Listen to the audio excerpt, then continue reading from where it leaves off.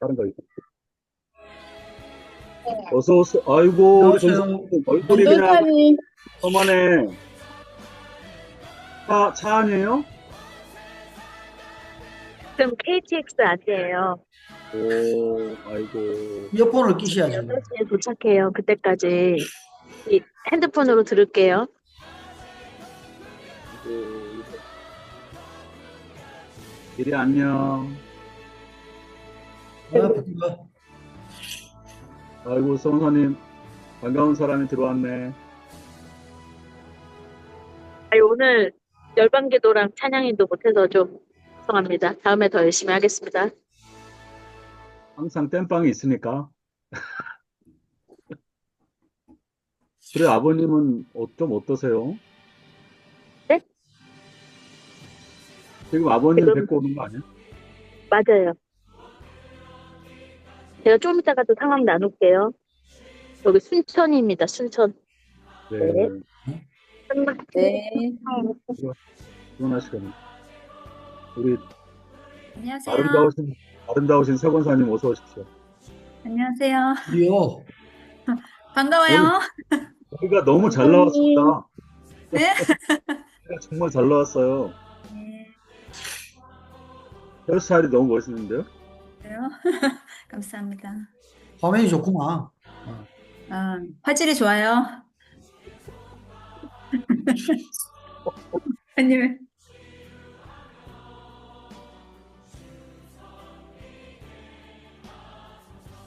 육성이 한 명도 없어요. 어떻게? 네. 네, 30분인데 31분 돼서 목사님 찬양 시작할까요? 네. 찬양하겠습니다.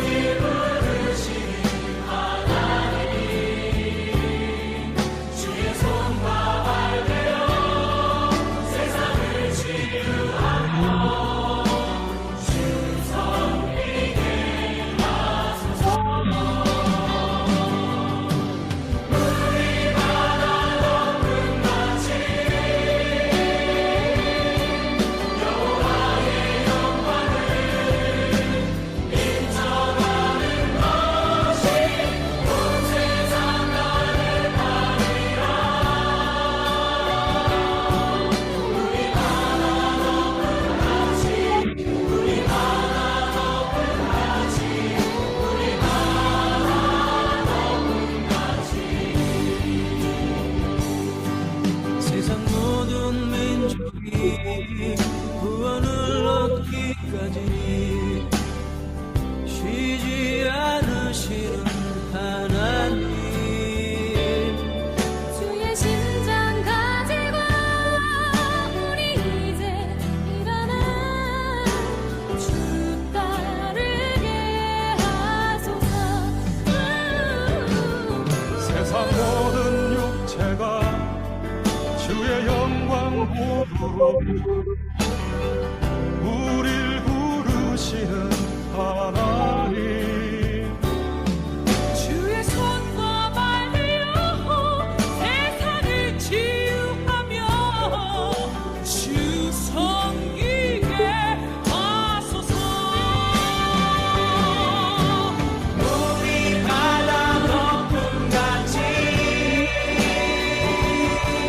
여호와의 영광을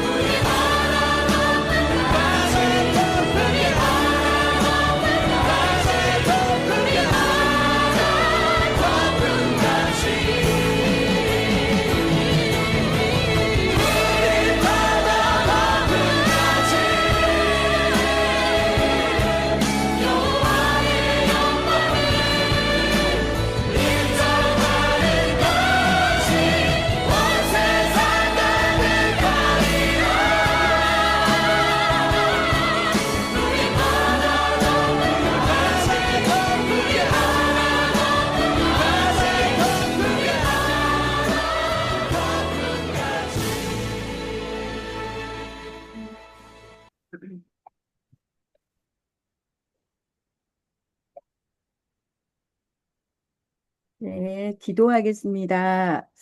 하나님 아버지, 감사합니다. 저희들에게 먼저 복을 주시고 또 저희들을 복의 통로로 삼아 주셔서 온 세계 열방을 또 섬기며 하나님 아버지의 마음을 우리에게 부어주셔서 감사드립니다. 오늘도 더욱더 하나님을 알기를 원하고 이 땅을 향하신 그 하나님의 뜻과 또 하나님께서 우리를 부르시는 그 하나님의 음성을 듣기를 원합니다. 하나님 오늘도 카이로스 코스 세 번째 시간 하나님 이 시간을 통하여서 더욱더 하나님을 알고 하나님의 사랑을 깨닫기를 원합니다. 이 시간 모든 시종일관 주님께서 온전히 주장하여 주시옵소서. 감사 영광 올려드리며 예수님의 이름으로 기도드립니다. 아멘. 네, 이 시간에는 최소 전도 종족 기도 시간입니다. 네, 오늘은 민속 종족권인데요. 라 목사님께서 화면 띄워주시나요?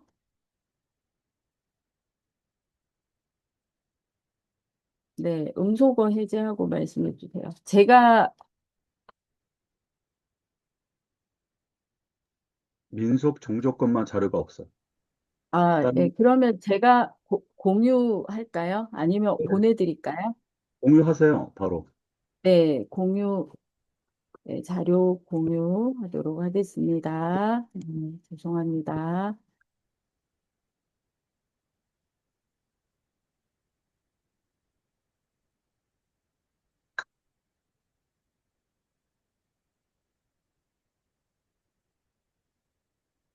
네, 민속 종족권. 이거를 다 켜놓고 있었어야 되는데. 네, 자, 보이시나요? 네, 민속 종족권에 대해서 오늘 최소 전도 종족을 위한 기도 시간 가지도록 하겠습니다. 민속 종교인들이란 세계적인 종교와는 무관하게 자신들의 삶에 직접적으로 영향을 끼친다고 믿는 특정 영들을 달래는 사람들을 의미합니다. 이들의 대다수가 생명이나 영이 무생물에 존재한다고 믿기 때문에 이들이 믿는 종교를 애니미즘이라고 부릅니다. 이들은 모든 대륙에 존재하는데 각각의 민속 종교는 고유의 종교 체계와 세계관이 있습니다. 그들 중 대다수는 그들의 독특한 언어와 문화 때문에 복음의 사정거리 밖에 있습니다. 그들 대다수는 열대 정글, 황량한 사막, 험준한 산악지대 등에 고립된 채 살고 있습니다. 전 세계에 2,656개의 민족, 7억 4천만 명 이상의 민속 종교인들 중에 자생력이 있는 교회나 교회 개척 운동이 없는 최소 전도 종족이 970여 개가 있습니다. 네, 우리 이 시간에는 음, 교재가 없습니다. 네. 라이베리아의 민속 종교인들을 위해서 우리 함께 정보를 알아보고 기도를 할 텐데요. 인구는 460만 명이고 위치는 서아프리카에 있습니다. 그리고 민속 종교인이 인구의 약 42.5%입니다.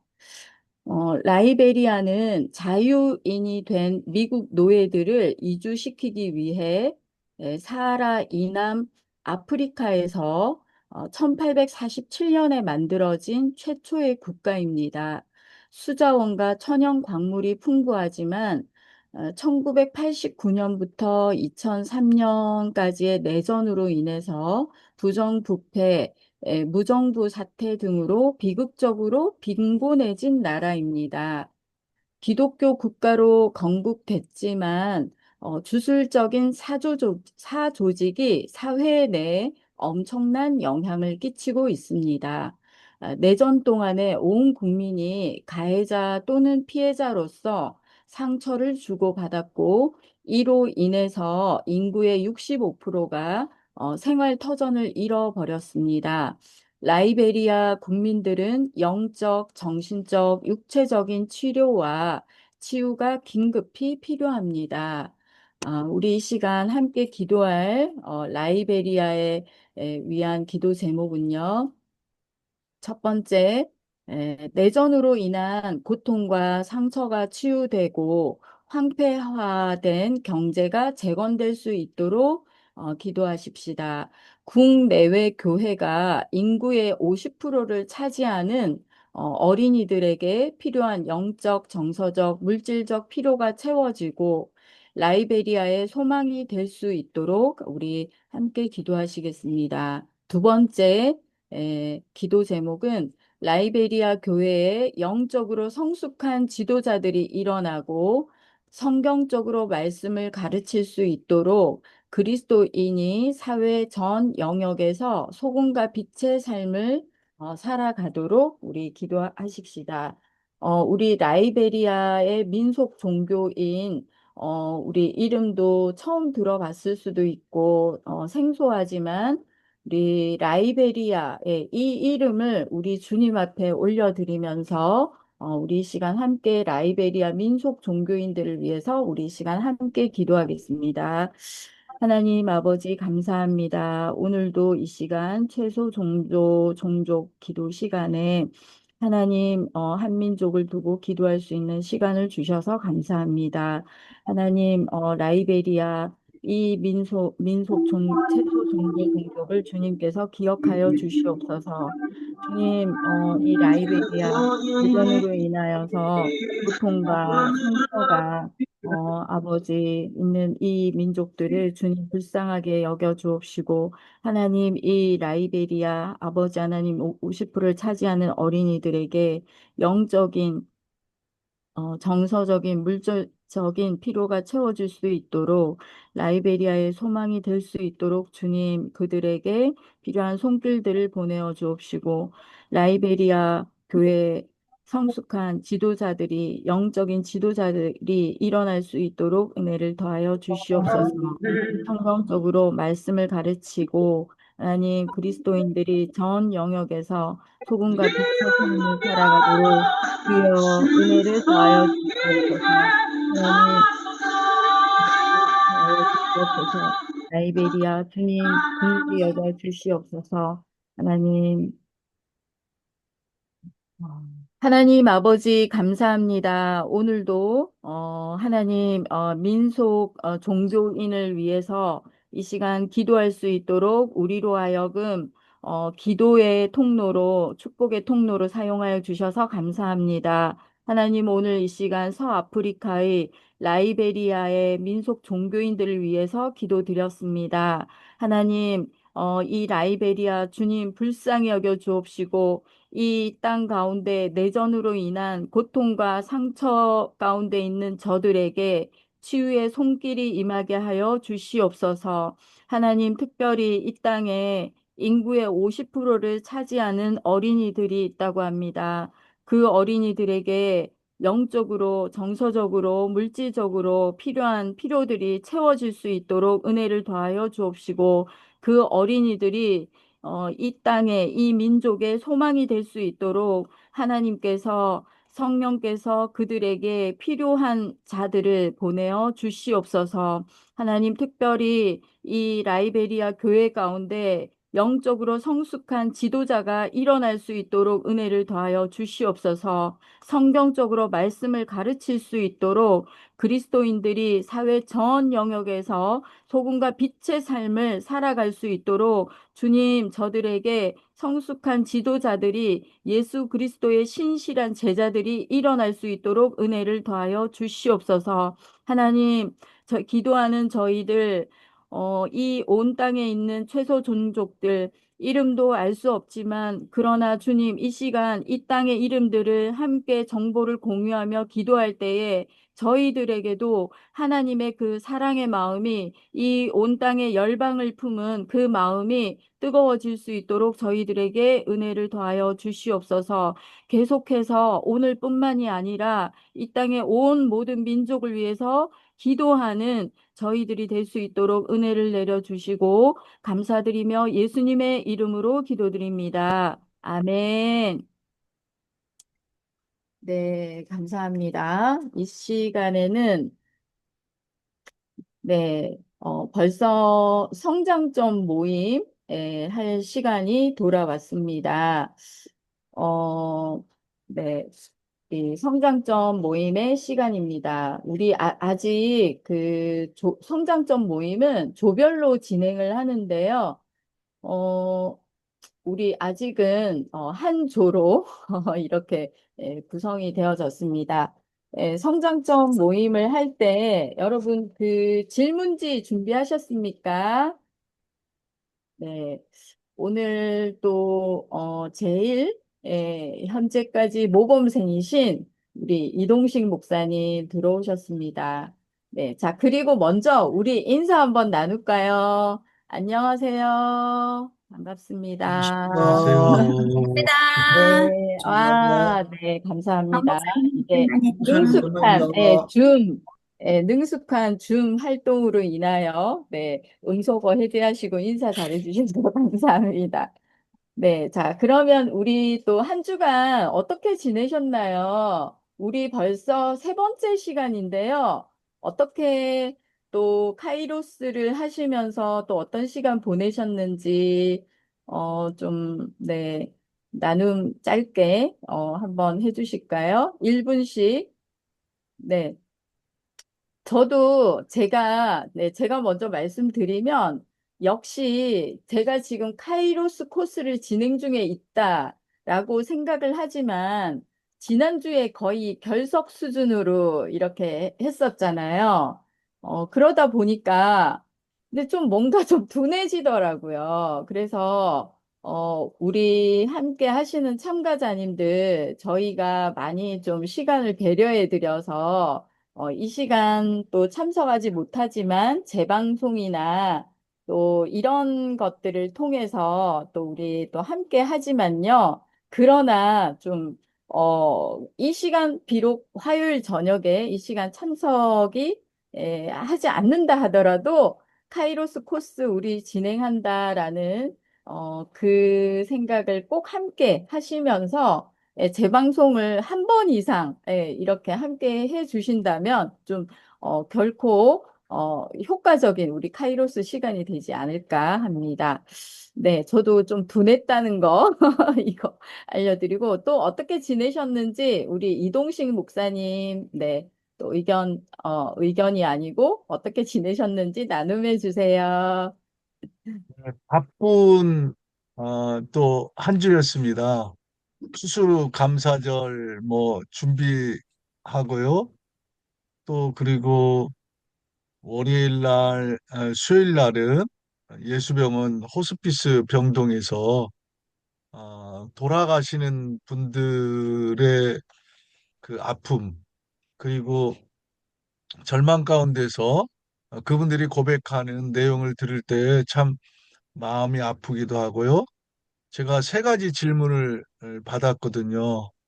그 세 가지 질문 가운데 하나가 무엇이냐면, 내가 천국에 갈 수가 있겠습니까? 라고 하는 것을 이렇게 울면서 저한테 물어보는데, 아우, 저도 뭐 제가 뭐 할 수 있는 것이 아무것도 없잖아요. 그래서 예수 그리스도를 영접하면 누구든지 갈 수가 있다라고.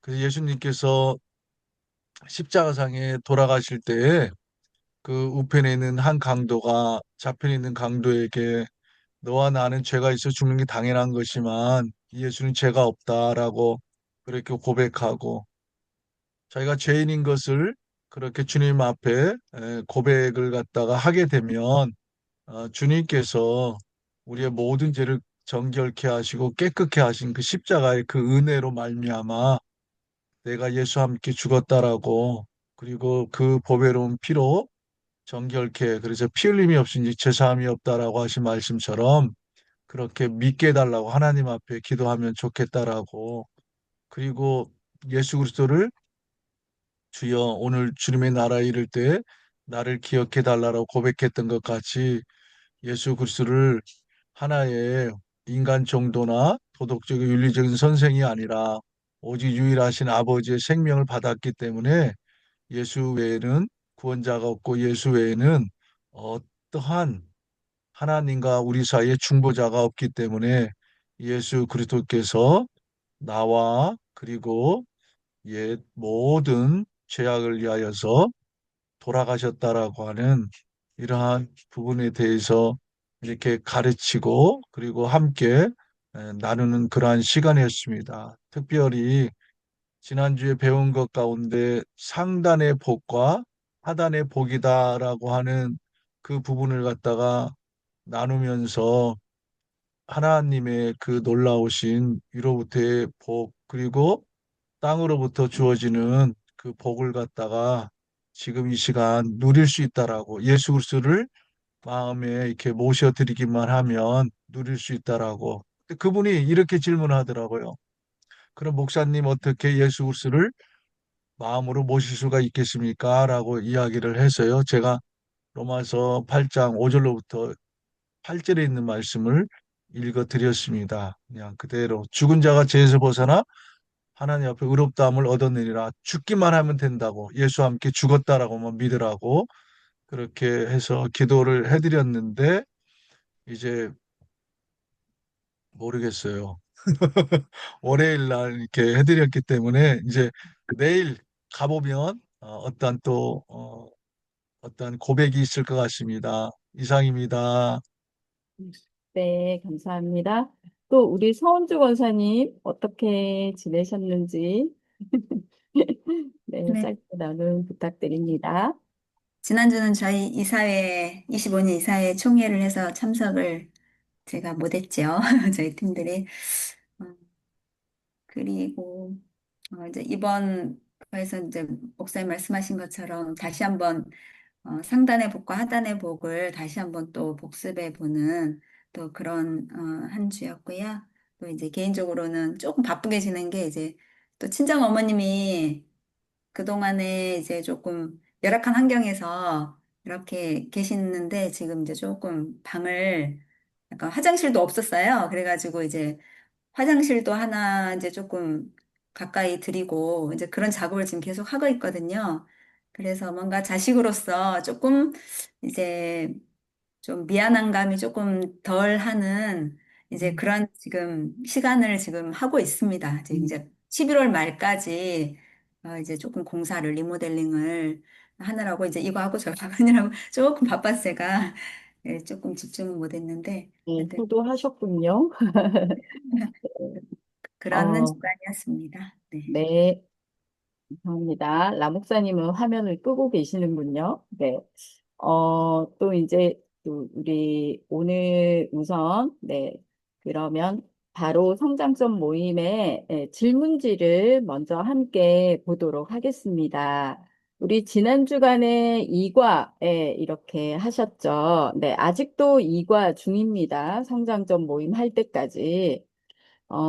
그래서 제목이 이스라엘 언약의 백성이라고 하셨죠. 그래서 1번 질문을 보신다면 소명인데, 음, 구약을 전체적으로 보아야 하며 세 가지 관점을 이해할 때 구약을 더 깊이 이해할 수 있다고 배웠습니다. 그 세 가지 관점을 간단하게 설명하라고 했는데, 우리 이동식 목사님 혹시 답을 기록하셨을까요? 네, 세 가지 관점은 소명 기회 반응이다라고 그렇게 나와 있더라고요. 네, 맞습니다.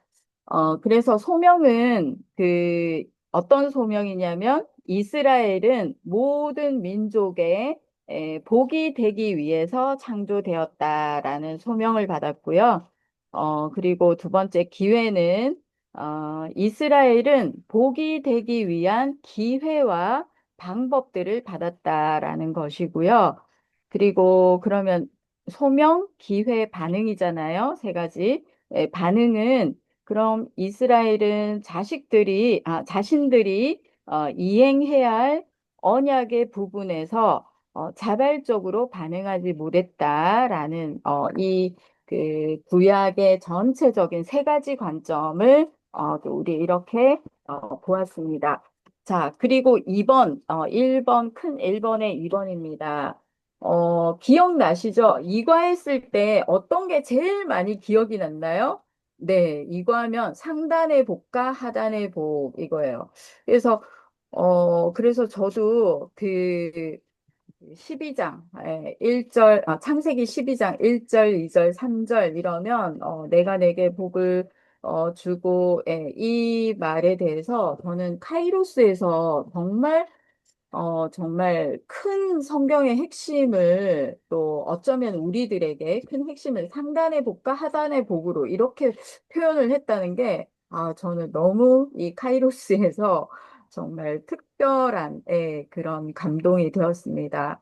그래서 여러분의 말로 상단의 복과 하단의 복을 혹시 설명해 주실 수 있으실까요? 개인의 적용으로도 좋습니다. 그러면 이 부분을 라 목사님께서 또 나눔해 주시겠습니까? 상단의 복과 하단의 복. 네. 목사님의 말로 그냥 해 주십시오. 네, 패스 좀 해주십시오. 네. 그럼 또다시 이동식 목사님께 마이크를 넘겨드리겠습니다. 첫 번째로는 이 복에 대한 개념을 갖다가 좀 많이 생각을 했어요. 하나님께서 아브라함을 불렀을 때 그 갈대아 우르 우상을 만들고 있는 그 집에서 하나님께서 선택을 갖다 하셨을 때 왜 아브라함이 바로 이렇게 순종할 수 있었을까?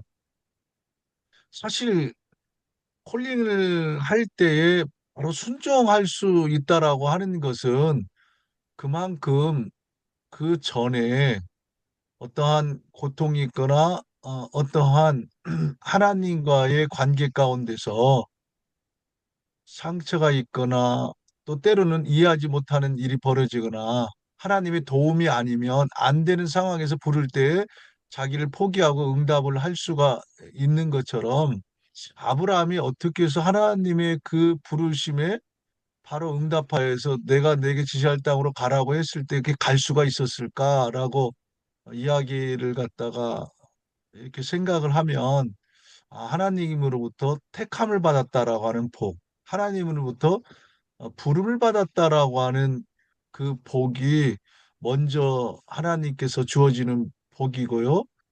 그리고 성경 전체를 볼 때 예수 그리스도가 오심으로 말미암아 이제 이방인 우리들까지도 아브라함의 후손이 되게 하시는 예수 그리스도가 아니었다라고 하게 되면 우리가 하나님의 백성이 될 수 있는 길이 전혀 없었다라고 하는 것에 굉장히 감사를 드렸습니다. 그러면서 하단의 복이다라고 하는 것이 무엇일까?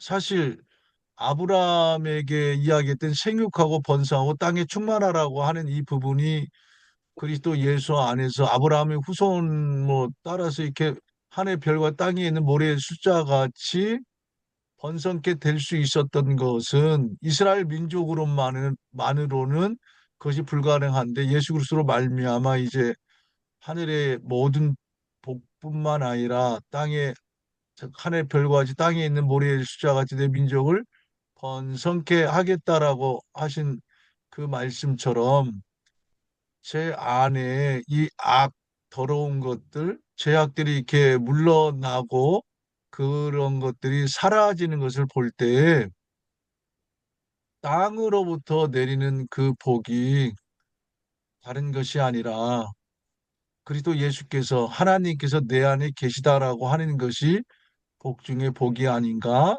그렇게 생각을 해봅니다. 이상입니다. 네. 정말 그 카이로스를 특히 하면서 지금 카이로스를 하는 자체가 우리는 이미 그 상단의 복을 받은 분들인 것 같습니다. 그죠? 상단의 복. 예. 그리고 또 어쩌면은 저희 그 스태프들, 예, 우리 섬기는 분들은 하단의 복까지도 받지 않았을까요? 예, 그죠. 그러니까, 이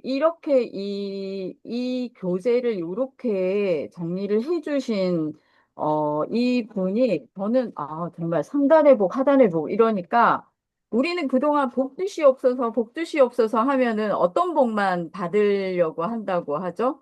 예, 상단의 복. 그러니까 내가 복 받고, 거기에서 끝나는 요 것만 복이라고 생각을 했던 거예요. 근데 우리를 통해서 그 하나님의 사랑과 하나님의 받은 것들을 흘러보내는 거. 예, 이것이 복이에요. 그죠? 이제까지는 복이라고 생각을 안 했는데, 흘러보낼 수 있는 것. 나를 통해서, 그 하나님께 받은, 그 어떤, 복음이라든지 그런 언약이라든지 이런 것들을 흘러보내는 것. 그것도, 하단에 복이다라는 거죠. 그래서 이제 구약적으로는 또 창세기 12장 1절부터 3절까지의 말씀이라고 한다면,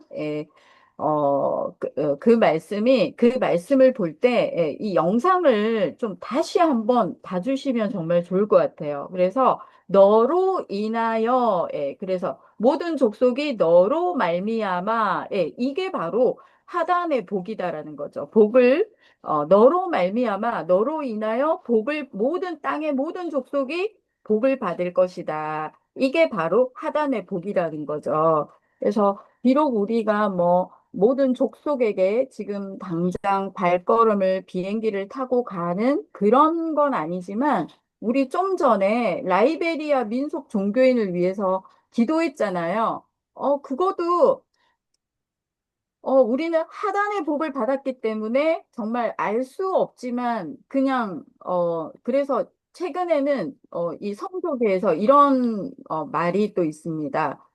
정보가 성교다. 정보를 아는 것이 성교다. 예, 그래서 아는 것만으로도, 그 나라 민족의 그 민족의 이름을 알고, 그것만 해도 성교다. 예, 이름을 알아야, 그 민족을 알아야 그 나라의 상황과, 우리 그 상황을 알아야 아는 것만으로도 우리가 기도하게 되니까 기도하게 하시는 분은 성령님이시니까 그래서 이 부분에 대해서만 정말 많은 이야기들을 좀 나누고 싶습니다. 왜냐하면 다른 우리 보통은 뭐 성경 공부나 교회에서 선교나 이런 것들 많은 교육을 하지만 상단의 복, 하단의 복 이거는 정말 이 교재에서만 정말 나왔던 우리 그 뭐 랄프 윈터 박사님이라든지 이런 분들이 정말 훌륭하게 이렇게 표현을 우리가 쉽게 알아먹을 수 있도록 표현해 주신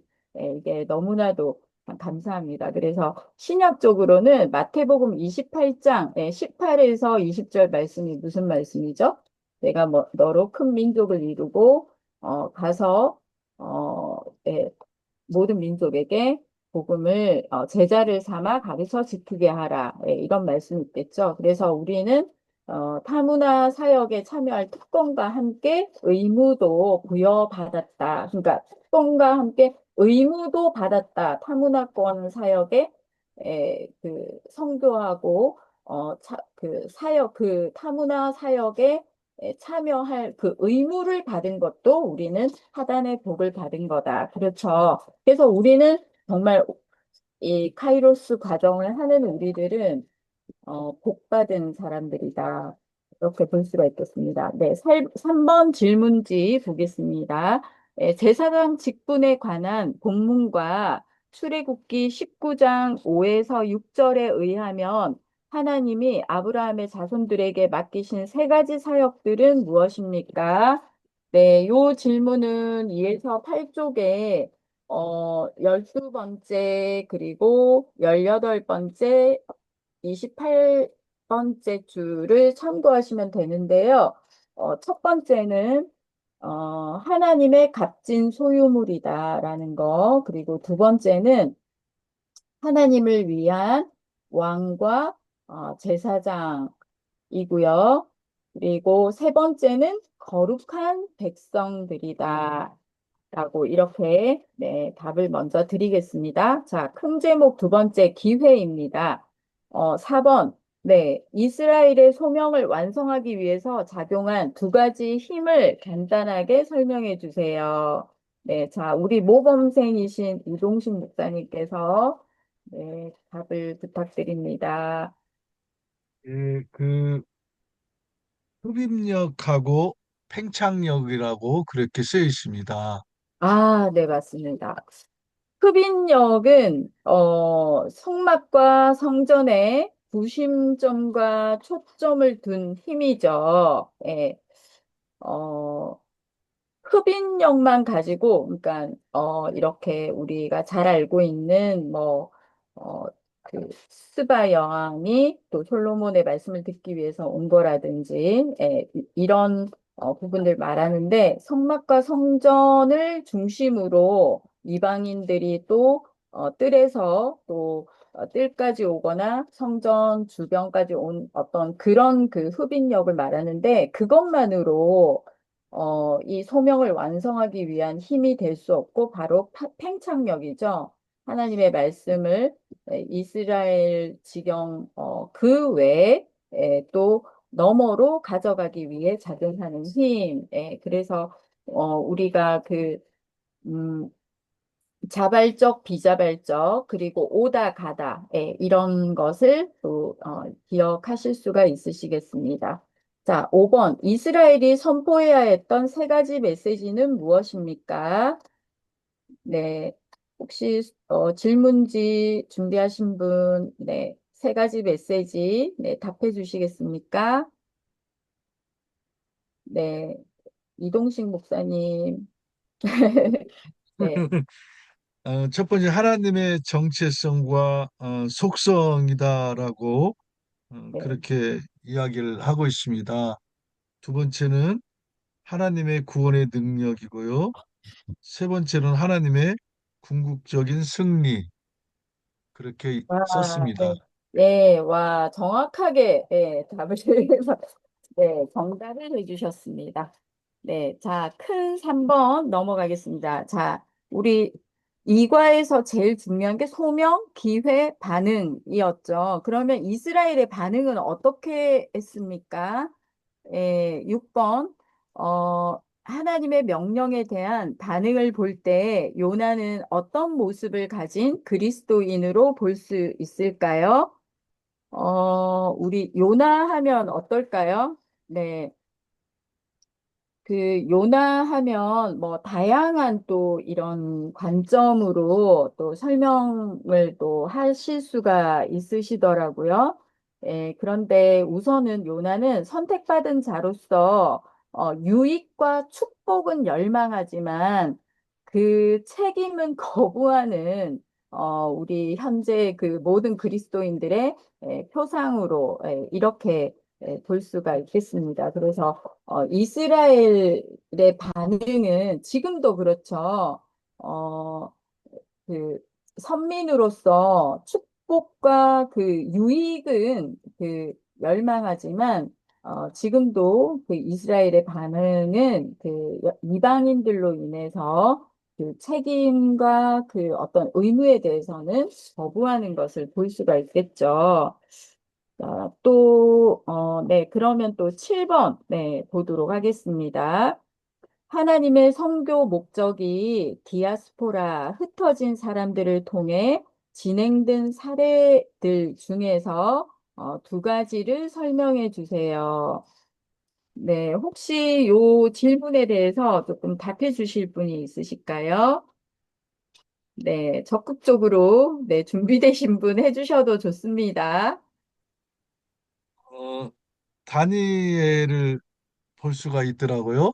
음, 다니엘의 새 친구나 다니엘 그리고 그 에스라나 느헤미야와 같은 성전과 그리고 성벽을 세우는 그리고 에스더 아수에로 왕 앞에서의 죽으면 죽으리다라고 그렇게 이야기하면서 아주 회당을 세우는 것을 이렇게 볼 수가 있는데요. 어, 여러 부분 가운데 저는 이 세 분을 생각해 보았습니다. 네, 너무 좋습니다. 성경적인 디아스포라. 네, 뭐 바벨론으로 포로로 끌려간 뭐 다니엘도 좋고요. 또 뭐 에스라, 그리고 또 이제 뭐 느헤미야도 있겠네요. 여기 본문에 있는 저기 이 교재에 있는 부분인데 느헤미야도 네, 또 그래서 또 기도하다가 다시 이제 되돌아오게 됐죠. 그런 그 선교 목적으로 이렇게 흩어진 그 디아스포라들도 바로 하나님 복음을 위해서 선교의 목적을 위해서 활동하였다라는. 그리고 이제 역사적으로는 또 뭐 여기 70인역을 또 들 수가 있고요. 또 여호와를 전한 그런 유대인들이 있겠습니다. 자, 이렇게 질문지 오늘 좀 풍족하게 마치도록 하겠습니다. 그리고 영상을 보시고, 지난번 영상을 또 보시고, 또 이렇게 감동이 됐거나 한 부분들이 있으면, 또 나누어 주실 텐데, 영상을 그냥 한 번 더, 재방송을 하기를 저는 권장드립니다. 네, 저도 영상을 계속 보면 볼수록 새로운 것을 배우게 되고 깨닫게 되는 것 같습니다. 자, 그러면 이렇게 우리 성장점 모임을 마치도록 하겠습니다. 네, 감사합니다. 자, 오늘은 우리 여기 시간표가 원래 오프라인을 기준으로 했던 거라서 그러는데 휴식 시간 생략하고요. 바로 이 시간 경건의 시간을 준비하도록 하겠습니다. 오늘은 제목이 성전이고요. 이제 또 성전을 또 섬겨주실 우리 세풍교회 섬기시는 우리 조양래 집사님께서 네, 성전 준비해 주시도록 하겠습니다. 조양래 집사님 환영합니다. 네, 네, 반갑습니다. 감사합니다. 감사합니다. 네, 오늘은 두 번째 경건의 시간으로 성전입니다. 성전에 대해서 발표하겠습니다. 먼저 요한복음 2장 15절을 읽어보겠습니다. 2장 15절에 노끈으로 채찍을 만드사 양이나 소를 다 성전에서 내쫓으시고 돈 바꾸는 사람들의 돈을 쏟으시며 상을 엎으시고 라고 말씀하고 있습니다. 예수께서 예루살렘에 도착하신 뒤 성전을 보시고 매우 화를 내시며 노끈으로 채찍을 만드셔서 성전에서 사람들을 내쫓으시고 상을 엎으셨습니다. 여기서 내쫓다라는 단어는 귀신을 내쫓다라는 단어와 같습니다. 그만큼 예수님의 태도는 단호하셨습니다. 그럼 무엇이 예수님을 이토록 화나게 만들었을까요? 화가 나신 이유는 이제 살펴보도록 하겠습니다. 다음 페이지 보시겠습니다. 마가복음 11장 17절을 읽어보도록 하겠습니다. 이에 가르쳐 이르시되 기록된 바 내 집은 만민이 기도하는 집이라 칭함을 받으리라고 하지 아니하였느냐. 너희는 강도의 소굴을 만들었도다 하시네. 이 말씀은 예수님께서 이사야 56장 3절에서 7절 말씀을 인용하신 것입니다. 하나님은 이방인들을 그의 성전에 받아들이기로 약속하셨습니다. 이 구절을 통해서 하나님의 이방인을 향한 마음과 하나님 나라에 그들을 포함시키시려는 그분의 의도가 분명히 나타나고 있습니다. 성전은 유대인만을 위한 곳이 아니라 유일하신 참 하나님을 향해 모든 민족이 기도할 수 있는 집이었습니다. 지금 보시는 페이지를 보시고 예수님 당시에 성전을 제일 처음 지으신 솔로몬의 성전이 바벨론 침공으로 파괴되고 70년간 바벨론 포로 생활에서 돌아온 스룹바벨이 재건한 성전을 헤롯 대왕이 다시 증축한 성전입니다. 열왕기상 8장 41절에서 43절을 보면 당시 성전에 대한 솔로몬의 기도가 나와 있습니다. 제가 읽어보겠습니다. 41절입니다. 또 주의 백성 이스라엘에 속하지 아니한 자, 곧 주의 이름을 위하여 먼 지방에서 온 이방인이라도 42절 그들이 주의 크신 이름과 주의 능한 손과 주의 펴신 팔의 소문을 듣고 와서 이 성전을 향하여 기도하거든.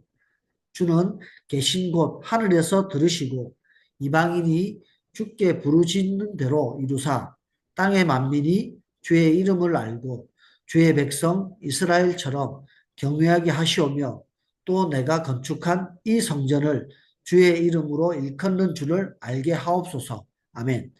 열왕기상에 보면 이스라엘 백성뿐만 아니라 주의 이름을 위해 온 이방인도 이 성전을 향해 기도하면 하나님께서 들으시고 응답해 주신 것을 솔로몬의 하단 기도로 볼 수 있습니다. 지금 사진에 보이는 당시 성전의 모습은 이렇게 생겼습니다. 정면에 문을 들어가면 성소가 있고 조금 높은 건물은 지성소입니다. 앞에 조금 솟아져 있는 게 지성소입니다. 이곳에 유대인들이 예물을 들고 들어가면 제사장들이 예배를 주관했습니다. 그리고 성소 건물 주변에는 넓은 공간이 있는데 이곳을 이방인의 뜰이라고 합니다. 이방인의 뜰이 얼마나 클까요? 지금 사진을 보면 좁아 보이지만 옆에서 본 다음 사진을 보면 생각이 달라지실 겁니다. 다음 사진을 보시겠습니다. 방금 이 건물이 옆에서 본 그림입니다. 이방인의 뜰은 상상을 초월한 큰 규모인 것을 알 수 있습니다. 예수님은 성전을 살펴보시면서 하나님을 경외하는 이방인들을 찾고 계셨습니다.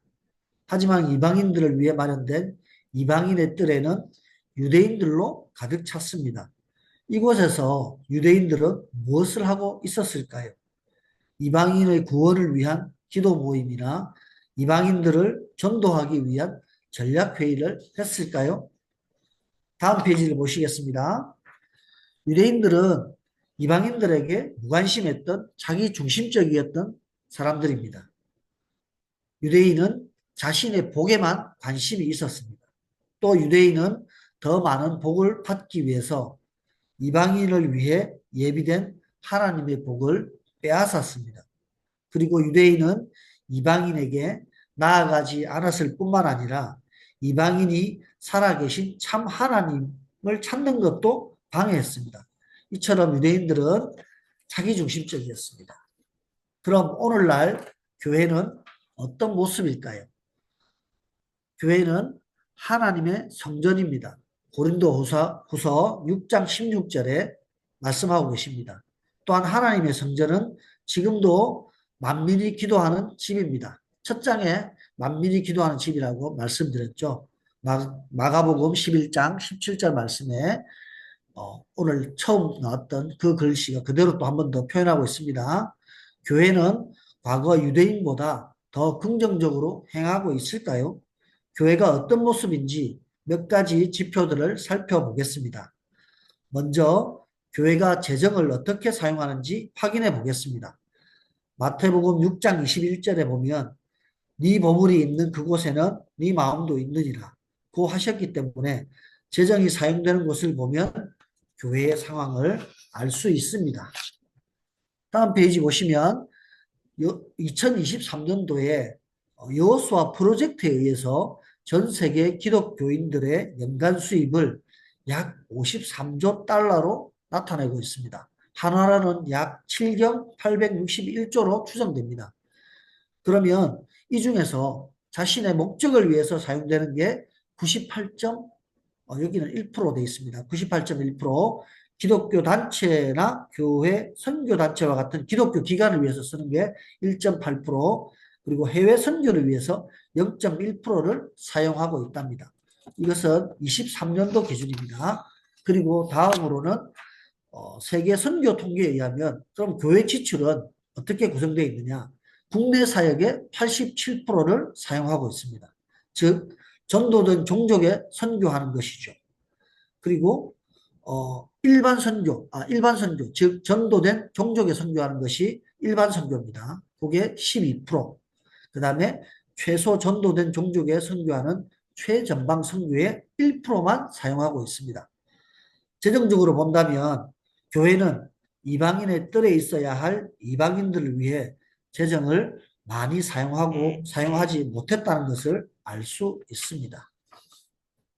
다음으로는 타문화권 선교사의 분포입니다. 우리가 타문화권에 보내는 사역자들은 어디서 사역하고 있을까요? 전도된 종족에서 사역하는 타문화권 사역자가 80%, 최소 전도 종족에서 사용하는 타문화권 사역자가 20%입니다. 아직도 전도된 민족에서 더 많이 사역하고 있는 것을 보실 수 있습니다. 이처럼 타문화권 사역자들이 최소 전도 종족을 위해 더욱 많이 사역을 해서 이방인의 뜰에 이방인들을 초청하는 일을 더욱 열심히 해야 할 것 같습니다. 이제 그럼 세 번째로는 성경 번역입니다. 성경 번역은 우리가 말씀으로 하나님을 알고 복음을 받아들이고 제자가 되기 위해 반드시 필요한 부분입니다. GBT 성경 번역 선교회와 위클리프 국제연대의 통계에 의하면 전 세계 언어는 여기는 6,909개인데요. 조금 더 늘어나서 7,378개입니다. 이 중에 신구약 성경 전체가 번역된 언어는 724개라고 합니다. 즉 9.8% 정도밖에 안 됩니다. 번역된 게. 그러면 신약 성경만 번역된 것은 1,617개. 여기는 신구약으로 되어 있는데 그건 아까 724개고요. 그 다음에 신구약 성경으로 번역된 것은 1,617개. 그 다음에 성경 일부만 번역된 언어는 1,248개. 즉 한 15%에서 20% 정도만 지금 현재 번역이 되어 있고요. 여기 나타난 영어 성경은 500여 종 정도 번역되어 있고 한글 성경도 한 10여 종 정도 있습니다. 아직도 이처럼 많은 언어가 성경이 번역되어야 합니다. 7,378개의 언어를 번역하기 위해서는 아직도 많은 부분, 즉 10%, 20% 정도밖에 안 되기 때문에 번역이 아직도 절실히 필요하다고 생각하시면 좋을 것 같습니다. 그리고 마지막으로 기독교 서적은 어떨까요?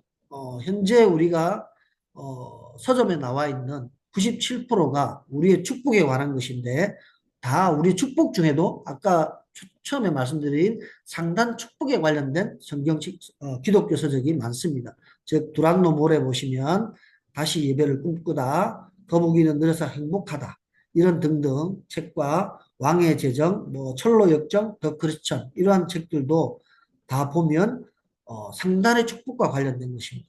특히 선교에 대한 주제로 편찬되어 있는 책은 50위 안에 들어있지 않다고 합니다. 안타까운 현실이죠. 그래서 이제 마무리하겠습니다. 만일 예수님이 지금 우리에게 혹은 우리 교회에 오셔서 살펴보신다면 얼굴에 환한 미소를 띠시고 잘한다고 고개를 끄덕이실까요? 아니면 화가 나서 눈을 부릅뜨시면서 채찍을 만드실까요? 화면에 보이는 하나님의 집은 만민, 열방을 위해 기도하는 집입니다. 우리는 또한 성령의 성전입니다. 우리 마음속에 이방인의 뜰에는 무엇이 있습니까? 우리 삶 속에 최소 전도 종족을 향한 자리가 있습니까? 기억하시기 바랍니다. 하나님의 집은 만민을 위해 기도하는 집입니다. 감사합니다. 부족하지만 열심히 들어주셔서 감사합니다. 네, 감사합니다. 또 이렇게 준비하고 애써주신 조양래 집사님 사랑의 박수 보내드립니다. 아유, 감사합니다. 약 한 10분, 15분 정도의 내용인데, 우리 경건의 시간, 우리 성전, 짧은 시간과, 그 짧은 시간에 비해서, 네, 내용은 엄청난, 내용이죠. 네. 자, 우리 또 다시, 저도 제가 또 카이로스 와서 경건의 시간 중에서 하여튼 카이로스 때는 매번 그냥 감격의 시간이었는데 저도 그 성전 이 경건의 시간으로 정말 많은 도전이 되었던 그런 내용입니다. 여러분 재방송 또 확인해 주시기 바랍니다. 네, 이제 아직까지 저희가 이과를 진행하고 있습니다. 이제 이과를 또 마치면서 복습, 네, 이렇게 하도록 하겠습니다. 복습, 지난주에 여러분 경건의 시간 또 하셨을 때, 열방, 기억나시나요? 네, 열방에 대한 또 성경 구절을 계속 선포하고 또 낭독하셨던 거, 여러분 기억나시죠? 자, 그리고 또 이과의 우리 개요 이과의 내용 또 강의를 해주셨던 지난주에 그 최규 선교사님께서 또 열강을 해주셨던 거 기억나시나요? 예, 오늘 또 질문지에 또 덜어 이렇게 나왔었던 내용입니다. 이과의 제목은 뭐라고요? 예, 이스라엘 언약의 백성이었고요. 주로 이과에서 나왔던 그 내용이 어떤 내용이었었죠? 예, 아브라함의 그 언약을 가지고 그 세 가지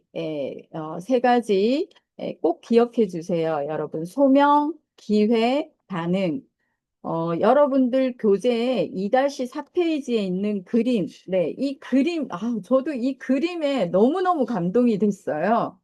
하나님의 말씀을 가지고 있는 언약의 말씀을 가지고 있는 그 뭐 아브라함이겠지만 또 현재 우리들이겠죠. 그래서 소명, 기회, 반응인데 무엇을 향해서 나아가고 있죠? 네, 땅의 민족들을 향해서 나아가고 있죠. 그래서 그에 반응하는 또 요나의 모습이나 이스라엘의 반응을 볼 수가 있었습니다.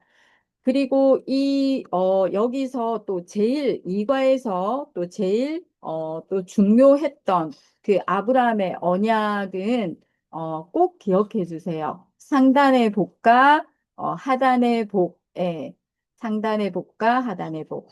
이것을 꼭 기억해 주시길 바랍니다. 그리고 또 영상 또 기억나시나요? 네, 역시 그 상단의 복과 하단의 복을 좀 더 쉽게 이렇게 강조해 주셨던 그 영상 기억나시죠? 자, 이렇게 복습 2과는 마치도록 하고요. 자, 이제 3과를 이렇게 들어가도록 하겠습니다.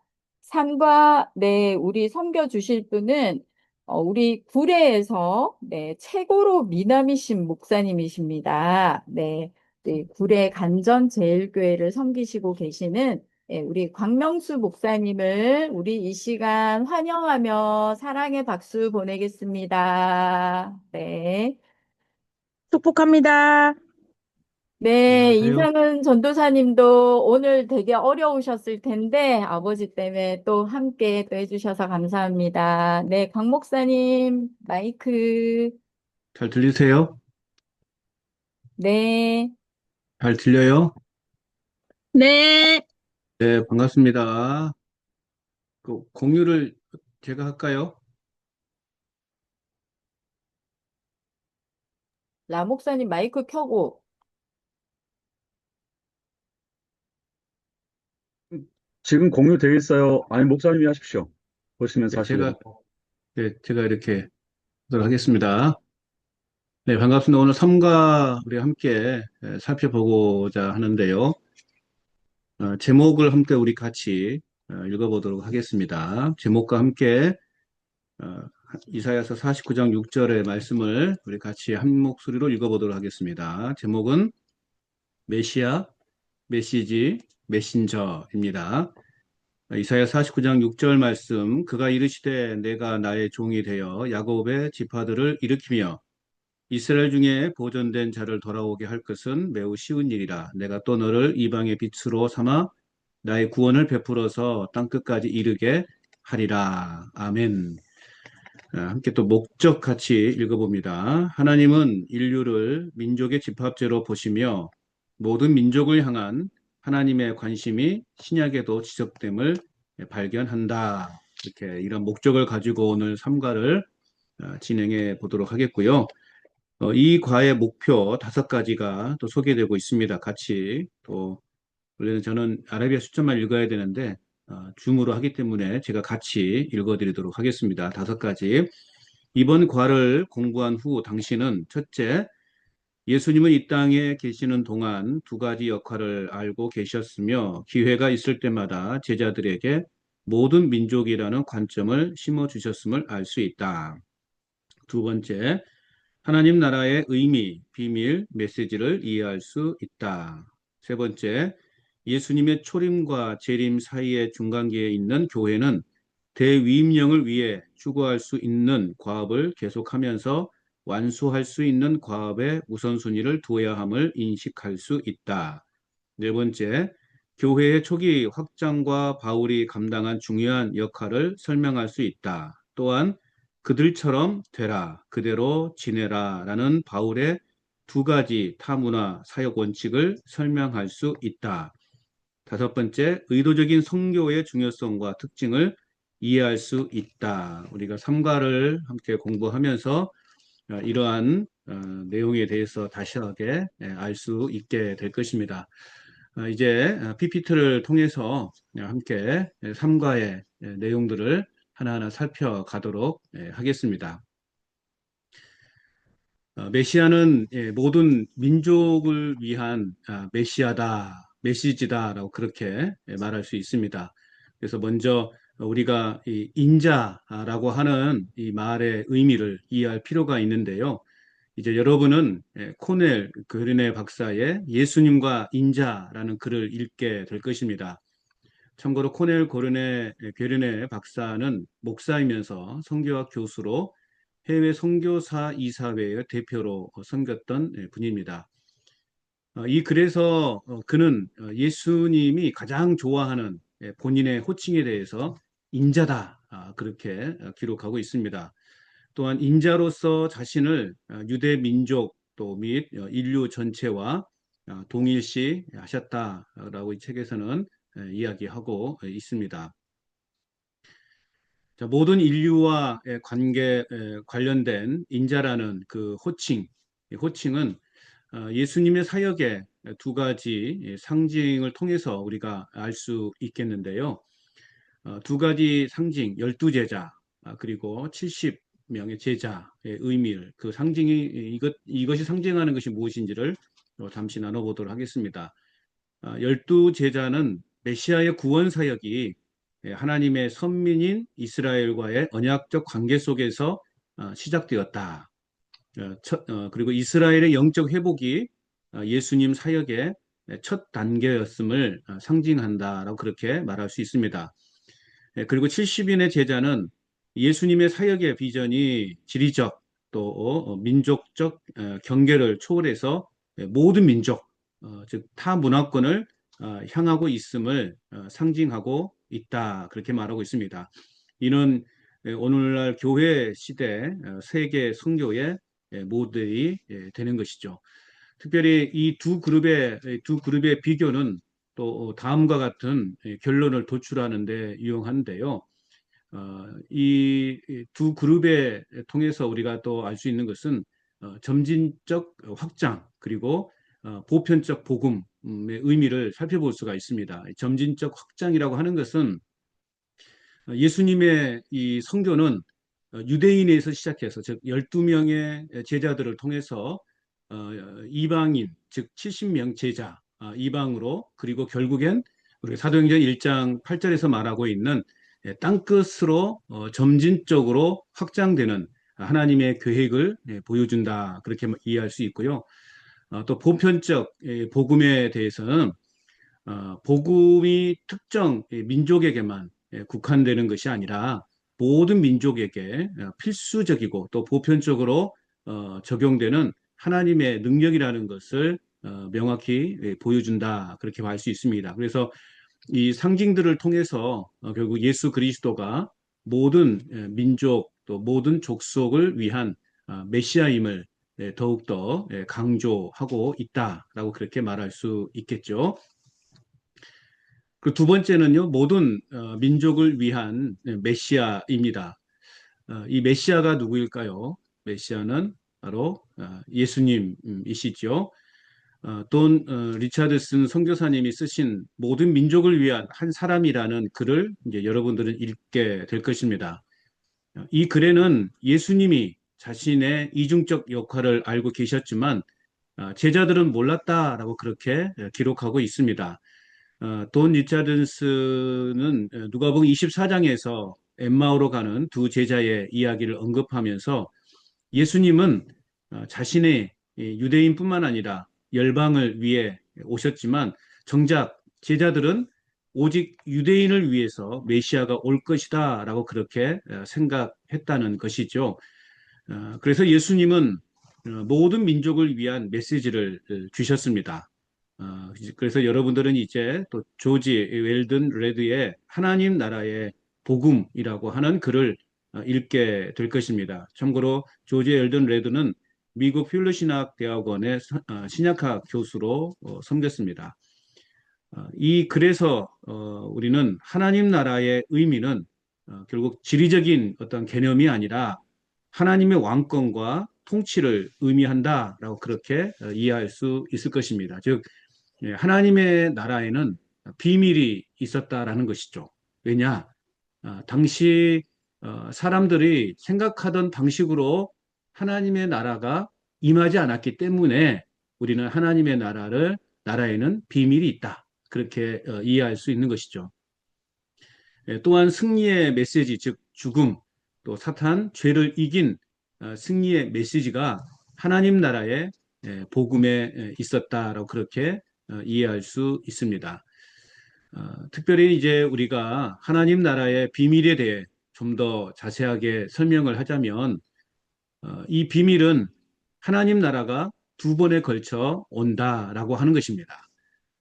당시 유대인들은 하나님의 나라가 다니엘이 예언했던 것처럼 권능으로 한번 이렇게 오실 것이다라고 그렇게 생각을 했던 것이죠. 이것은 지금 우리가 고대하는 바로 예수님이 재림하실 때의 모습입니다. 하나님 나라는 그러나 이미 사람들 가운데 임하셨고 역사하고 있지만 사실 아까도 말씀을 드렸던 것처럼 사람들이 기대하지 못했던 방법으로 하나님의 나라가 우리 가운데 임하게 된 것이죠. 그래서 하나님의 나라는 조용히 드러나지 않게 또 은밀하게 오셨다라는 것입니다. 그래서 하나님의 나라는 사람들 가운데에서 역사하고는 있지만 정작 사람들은 알지 못했다라는 것이죠. 그래서 하나님 나라는 지금 이곳에 권능보다는 설득으로 임했다. 그렇게 말할 수 있어요. 권능보다 설득으로 임했다. 이게 어떤 의미일까? 결국 하나님의 나라를 전파할 때, 또 복음을 우리가 전파할 때 세상 권력을 사용하거나 또 우리가 물질적인 어떤 이익으로 사람들을 끌어들이는 것이 아니라 오직 십자가의 사랑이 담긴 메시지와 또 우리의 삶의 모범으로 사람들을 설득하고 변화시켜야 한다라는 그러한 의미로서 하나님의 나라는 지금 이곳에 권능보다는 설득으로 오셨다라고 그렇게 이해할 수 있겠습니다. 하나님의 나라의 관점에서 볼 때 이제 선교 사명은 어떤 것인가? 하나님 나라의 관점에서 볼 때 선교 사명은 모든 민족 가운데 그리스도의 승리를 선포하는 것, 이것이 선교 사명이다라고 그렇게 말할 수 있습니다. 즉 사망과 사탄과 죄에서 하나님의 승리를 선포하는 것이다. 그렇게 이야기할 수 있겠죠. 그리고 우리가 선교를 하는 주요한 동기는 뭐냐? 또 교회가 주어진 과업을 완수할 때 그리스도께서 다시 오시기 때문이다라는 것이죠. 그래서 우리가 주님이 오시는 그때까지 이 하나님의 선교는 계속 되어야 된다라는 것을 알 수 있습니다. 자, 그래서 우리가 마태복음 24장 14절 한번 같이 읽어보도록 하겠습니다. 이 천국 복음이 모든 민족에게 증언되기 위하여 온 세상에 전파되리니 그제야 끝이 오리라. 예수님의 초림 때 복음이 선포되었고 다시 오시는 재림은 곧 세상의 끝을 말하는 것이죠. 그래서 이 사이를 우리는 뭐라고 말하느냐? 중간기다. 그렇게 말할 수 있습니다. 그렇다면 이 중간기는 어떤 목적이 존재하는가라는 것이죠. 우리 그리스도인들이 땅끝까지 이르러 예수님의 증인이 되고 복의 근원이 되어서 모든 민족에게 복음을 전하여야 할 때가 바로 지금 우리가 살아가고 있는 이 중간기다라고 이야기할 수 있습니다. 예수님이 주신 이 메시지는 오늘 우리가 그래서 힘써 지켜야 할 메시지가 되는 것이죠. 특별히 이제 우리가 좀 중요하게 또 생각하고 또 기억해야 할 것은 이 메시지에는 대위임령과 또 대계명이 있다라는 것이죠. 그러면 대위임령이 뭐고 또 대계명은 무엇일까? 대위임령은 땅끝까지 이르러 내 증인이 되라라고 하는 말씀입니다. 또 대계명은 우리가 잘 아는 것처럼 하나님을 사랑하고 내 이웃을 내 몸과 같이 사랑하라라고 하는 말씀이죠. 그래서 이 대위임령과 대계명의 의미들을 우리가 잘 기억해야 할 것입니다. 또 이 대위임령에는 두 가지 핵심 과제가 있다라는 것이죠. 이것을 맥스 치스모는 완수해야 할 과업, 또 그리고 추구해야 할 과업들이라고 이야기하고 있습니다. 여기서 완수해야 할 과업, 그리고 추구해야 할 과업들, 여러분들은 어떤 차이를 느낄 수가 있습니까? 완수해야 할 과업, 그리고 추구해야 할 과업들. 완수해야 할 과업은 단수이고요. 또 추구해야 할 과업들은 복수라는 것이죠. 이것을 여러분들은 잘 기억해야 할 것입니다. 무슨 말이냐? 복음을 최소 전도 종족에게 전하는 것은 한 번에 이루어지는 일이죠. 복음은 한 번에 이루어지는 일이고 그와 함께 추구해야 될 과업은 다양한 사역들이 있기 때문에 추구해야 할 과업들을 복수로 이렇게 표현하고 있는 것이죠. 여러분 우리가 복음을 한 번 전했다 해서 끝이 아니잖아요. 그 복음을 들은 사람이 변화되어지고 또 성장하기 위해서 우리는 수많은 일들을 함께 감당해야 되는 것이죠. 또 복음이 한 번 전해졌다고 해서 끝나는 것이 아니라 그 지역이 또 복음화될 수 있도록 우리는 수많은 일들을 해 나가야 한다는 의미에서 완수해야 할 과업과 또 추구해야 할 과업들, 단수와 복수로 이렇게 기억하는 것이 여러분 좋을 것 같습니다. 참고로 맥스 치스모는 국제 카이로스의 국제 총재입니다. 그래서 이제 그림을 좀 더 보면서 더 이해를 좀 해야 되겠는데 완수해야 할 과업은 마태복음 24장 14절의 말씀처럼 최소 전도 종족들에게 다가가는 것입니다. 그래서 이 과업을 완수해야 하는 것이죠. 그 다음에 추구해야 할 과업들은 그림처럼 오른쪽에 있는 그림처럼 전도된 민족 가운데 불신자를 전도하는 과업들을 끊임없이 계속해야 한다라는 것이죠. 전도하고 또 양육해서 제자로 삼고 준비시켜서 파송하고 다시 전도하는 이 과업들은 주님이 오실 때까지 계속되어야 된다라는 것이죠. 이것이 오늘 우리가 이 땅에 살아갈 동안 주님이 오실 때까지 감당해야 될 과업들이다라고 그렇게 이해하시면 좋겠습니다. 자, 이제 마지막으로 예수님은 당신의 백성들에게 모든 민족을 위한 메신저가 되라라고 그렇게 초청하고 있습니다. 그런데 사실 이 메신저로 부름을 받은 제자들은 어떠했습니까? 우리가 이 제자들을 잘 아는 것처럼 제자들은 단번에 예수님의 그 메신저로 활동하지 응답하지 않았죠. 주저했습니다. 그래서 이제 여러분들은 맥 크로스먼의 문을 열기라는 글을 읽게 될 것입니다. 참고로 맥 크로스먼은 30년 가까이 선교 동원가로 사역을 했고 패스웨이 파트너십의 대표로 미션 익스포저를 편집했던 그러한 분입니다.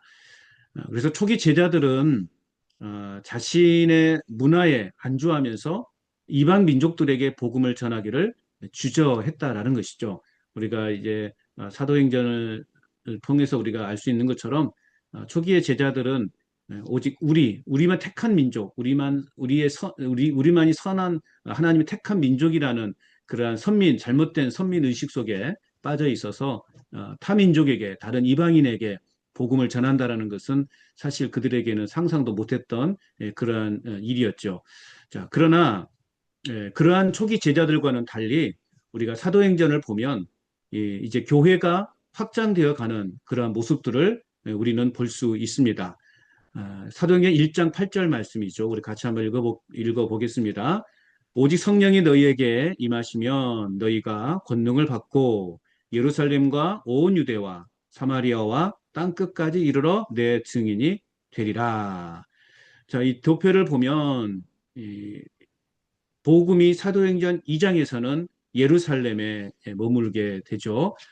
그다음에 8장에서는 이제 유대 가운데 머물게 됩니다. 그래서 8장 1절 말씀에 보면 사울은 그가 죽임 당함을 마땅히 여기더라. 그날에 예루살렘에 있는 교회에 큰 박해가 있어 사도 외에 다 유대와 사마리아 모든 땅으로 흩어지니라 말씀하고 있습니다. 그리고 8장 4절에서 보면 이제 사마리아로, 그리고 사도행전 10장에 보면 이방인, 즉 백부장과 고넬료의 이야기를 통해서 우리가 복음이 점층적으로 이렇게 전파되고 있는 것들을 보게 되죠. 그리고 사도행전 13장에서는 바울과 바나바가 이제 땅끝을 위한 선교사로 파송받는 내용이 나오게 됩니다. 그래서 사도행전에 보면 이제 교회가, 하나님의 나라가, 복음이 점차적으로 이방으로 확장되어 가는 것을 우리는 잘 알 수 있습니다. 그래서 사도행전에 나타난 교회의 확장을 생각할 때 우리는 그와 함께 베드로의 천국의 열쇠를 생각해 볼 수 있죠. 마태복음 16장 19절에서 예수님은 베드로의 주는 그리스도이시요 살아계신 하나님의 아들이십니다라고 고백하는 베드로에게 천국 열쇠를 맡기셨습니다.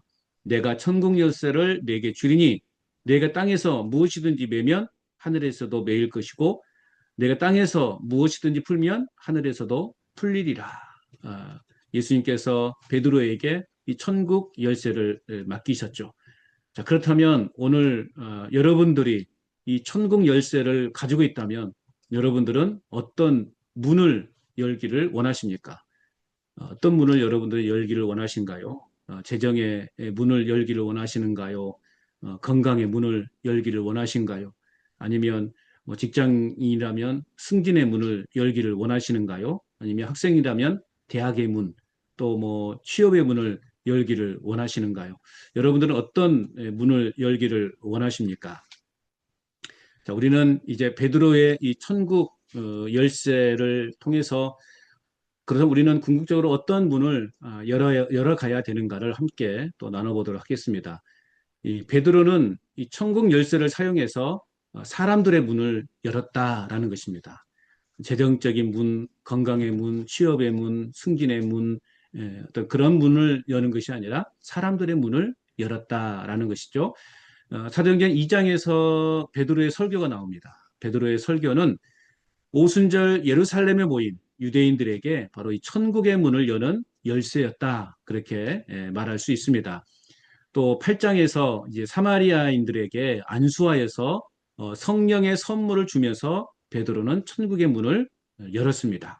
그리고 사도행전 10장에서 고넬료의 집에 있는 이방인들에게 이 열쇠를 사용해서 천국의 문을 열어 주었다라는 것이죠. 그래서 하나님께서는 베드로를 통해서 유대인, 또 사마리아인, 이제 마지막에는 이방인에게 다가가도록 하셨다라는 것이죠. 오늘 우리가 깊이 생각해야 될 것, 또 우리가 궁극적으로 감당해야 될 사명이 무엇인가? 왜 우리가 먼저 택함을 받았고 우리가 천국 백성으로 이 땅을 살아가고 있는가? 그 이유와 목적을 우리는 이 베드로의 천국 열쇠를 통해서 한번 깊이 다시 한번 생각해 볼 수 있는 기회가 되었으면 좋겠습니다. 교회가 확장되면서 박해가 일어나게 되죠. 초대교회에 이제 많은 박해가 있었습니다. 복음이 더욱 전파되는 그러한 또 기회가 되었죠. 초대교회 스데반 집사의 그 순교를 통해서 이제 예루살렘에 엄청난 박해가 시작되었고, 이제 그 땅에 있는 모든 그리스도인들이 이제 흩어지기 시작하면서 동시에 복음이 하나님의 나라가 확장되어 갔음을 알 수 있습니다. 박해와 복음이 결국 하나님 나라의 전파를 이루는 계기가 되었다. 그렇게 말할 수 있습니다. 또 마지막으로 바울의 원칙과 실천을 이제 사도행전을 통해서 살펴볼 수가 있습니다. 이제 우리가 가지고 있는 이 교제에는 바울의 경험과 실천에서 확인되는 7가지 이 주요한 선교 원칙들이 있습니다. 이제 그 중에서 첫 번째는 이방인들에 대한 이제 바울의 소명과 또 두 번째로는 다른 사람들이 가지 않은 곳에서 복음을 전하는 바울의 비전이 대표적이다라고 그렇게 말할 수 있습니다.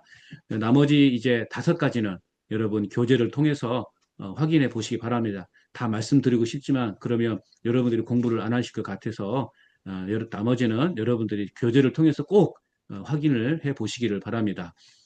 자, 또한 여러분은 이제 그들처럼 되라, 또 그대로 지내라 라는 글을 통해서 바울이 메신저인 자신과 또 복음의 메시지를 앞으로 받게 될 사람들과 동일화되기 위해서 그들처럼 되었다라고 하는 사실을 알 수 있습니다. 자, 그들처럼 되라, 또 그대로 지내라 라는 의미는 어떤 의미인가?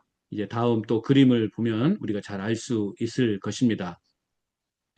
자, 왼쪽 그림을 보면 왼쪽 선교사가 또 오른쪽 현지인에게 복음을 전하기 위해서 그들처럼 되기 위해 문화와 또 언어를 배우고 그들의 옷을 입고 또 그들의 전통대로 인사하는 모습을 보이고 있죠. 그리고 오른쪽에 있는 이 그림을 보면 예수님을 믿는 이슬람 지역 그리스도인들이 자신들의 문화와 전통을 버리지 않고 그 속에서 살면서 자신의 종족에게 복음을 전하기 위해 그대로 지내는 모습을 볼 수 있습니다. 그래서 선교라고 하는 것은 그 지역의 문화를 먼저 이해하고 그 문화의 그 문화대로 우리가 그 속에 흡수되어 가는 것이 무엇보다 중요합니다. 저도 이제 도심에서 목회를 하다가 또 시골로 오다 보니까 그런 문화적인 차이가 많이 있게 되는 것이죠. 그런데 또 대부분이 어르신 성도님이라 보니까 이 문화에 제가 익숙치 않고 이 문화에 제가 또 흡수되지 않으면 동떨어진 그러한 목회를 할 수밖에 없는 것이죠. 그래서 일단은 우리가 전도를 함에 이 땅에 전도를 함에 있어서도 또 직장에서나 학교에서 전도를 함에 있어서도 이 공동체의 문화가 어떤 문화인가를 잘 먼저 이해하고 그 문화 속으로 들어가는 것이 참 중요하다라는 것을 우리는 이 그들처럼 되라, 그대로 지내라 라고 하는 이 질문 앞에서, 명령 앞에서 우리는 좀 더 이해할 수 있게 될 것입니다. 자, 이 모든 선교는 의도적으로 진행된 선교였다라고 그렇게 말할 수 있습니다.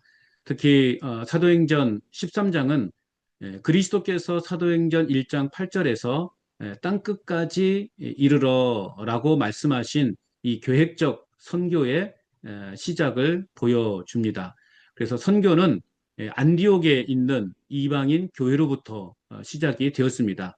그래서 성령께서 이제 사도적 팀들을 세우셔서 계획적으로 문화의 장벽을 넘어서 그리고 자발적으로 메시지를 전달하셨다라고 그렇게 이해할 수 있겠습니다.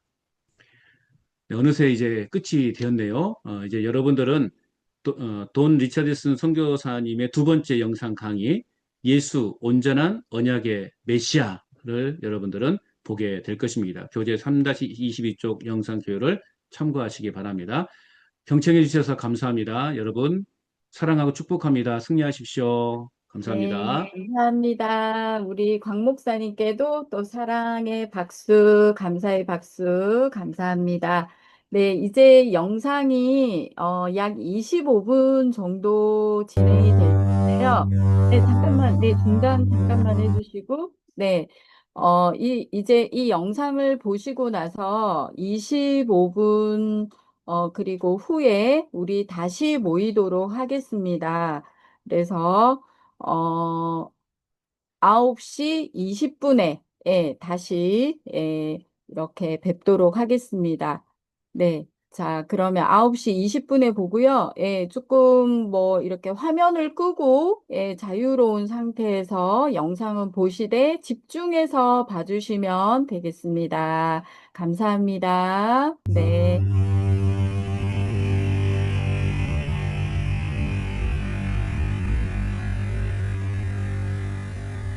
음향 소리를 조금 키워주시는 게 좋을 것 같은데요.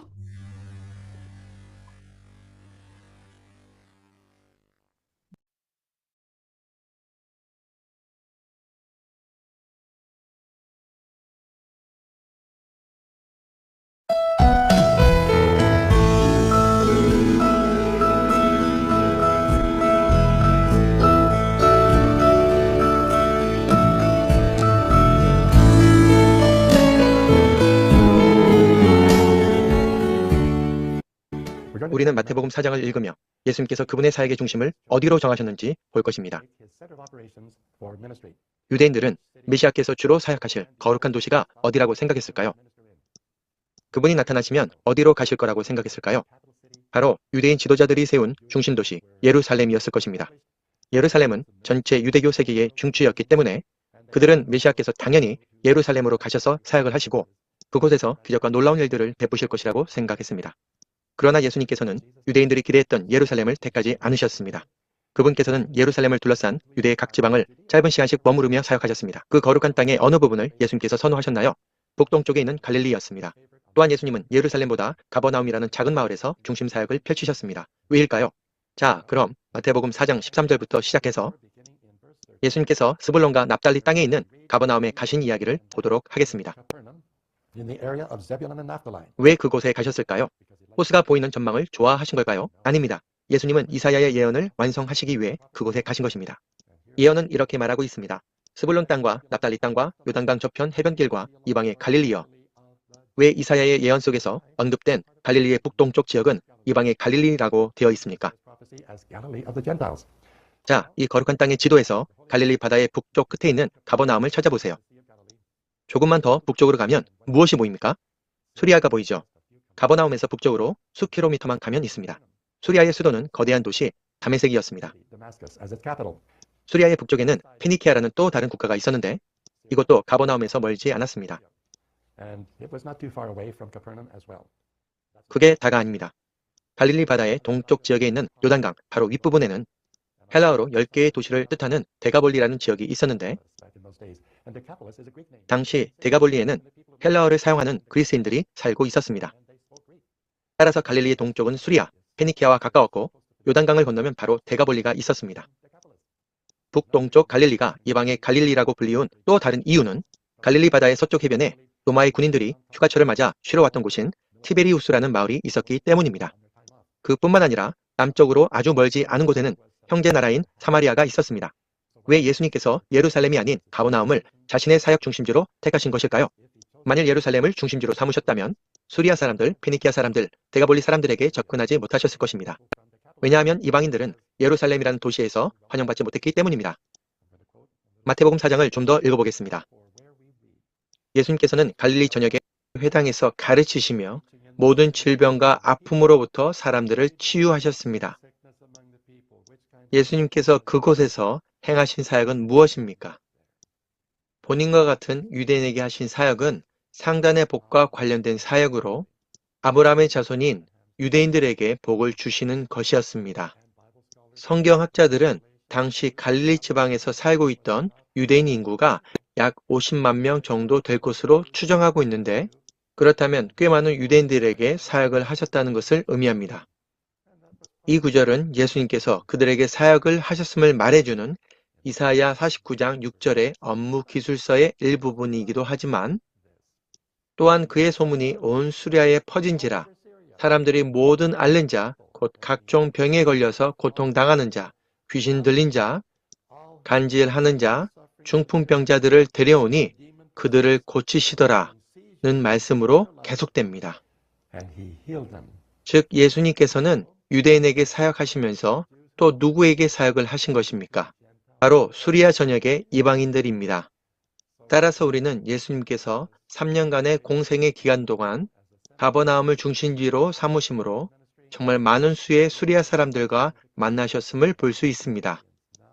여기서 더 나아가 그 소문은 수리아에만 퍼진 것이 아니라 헬라어를 말하는 데가볼리 전역에도 퍼졌습니다.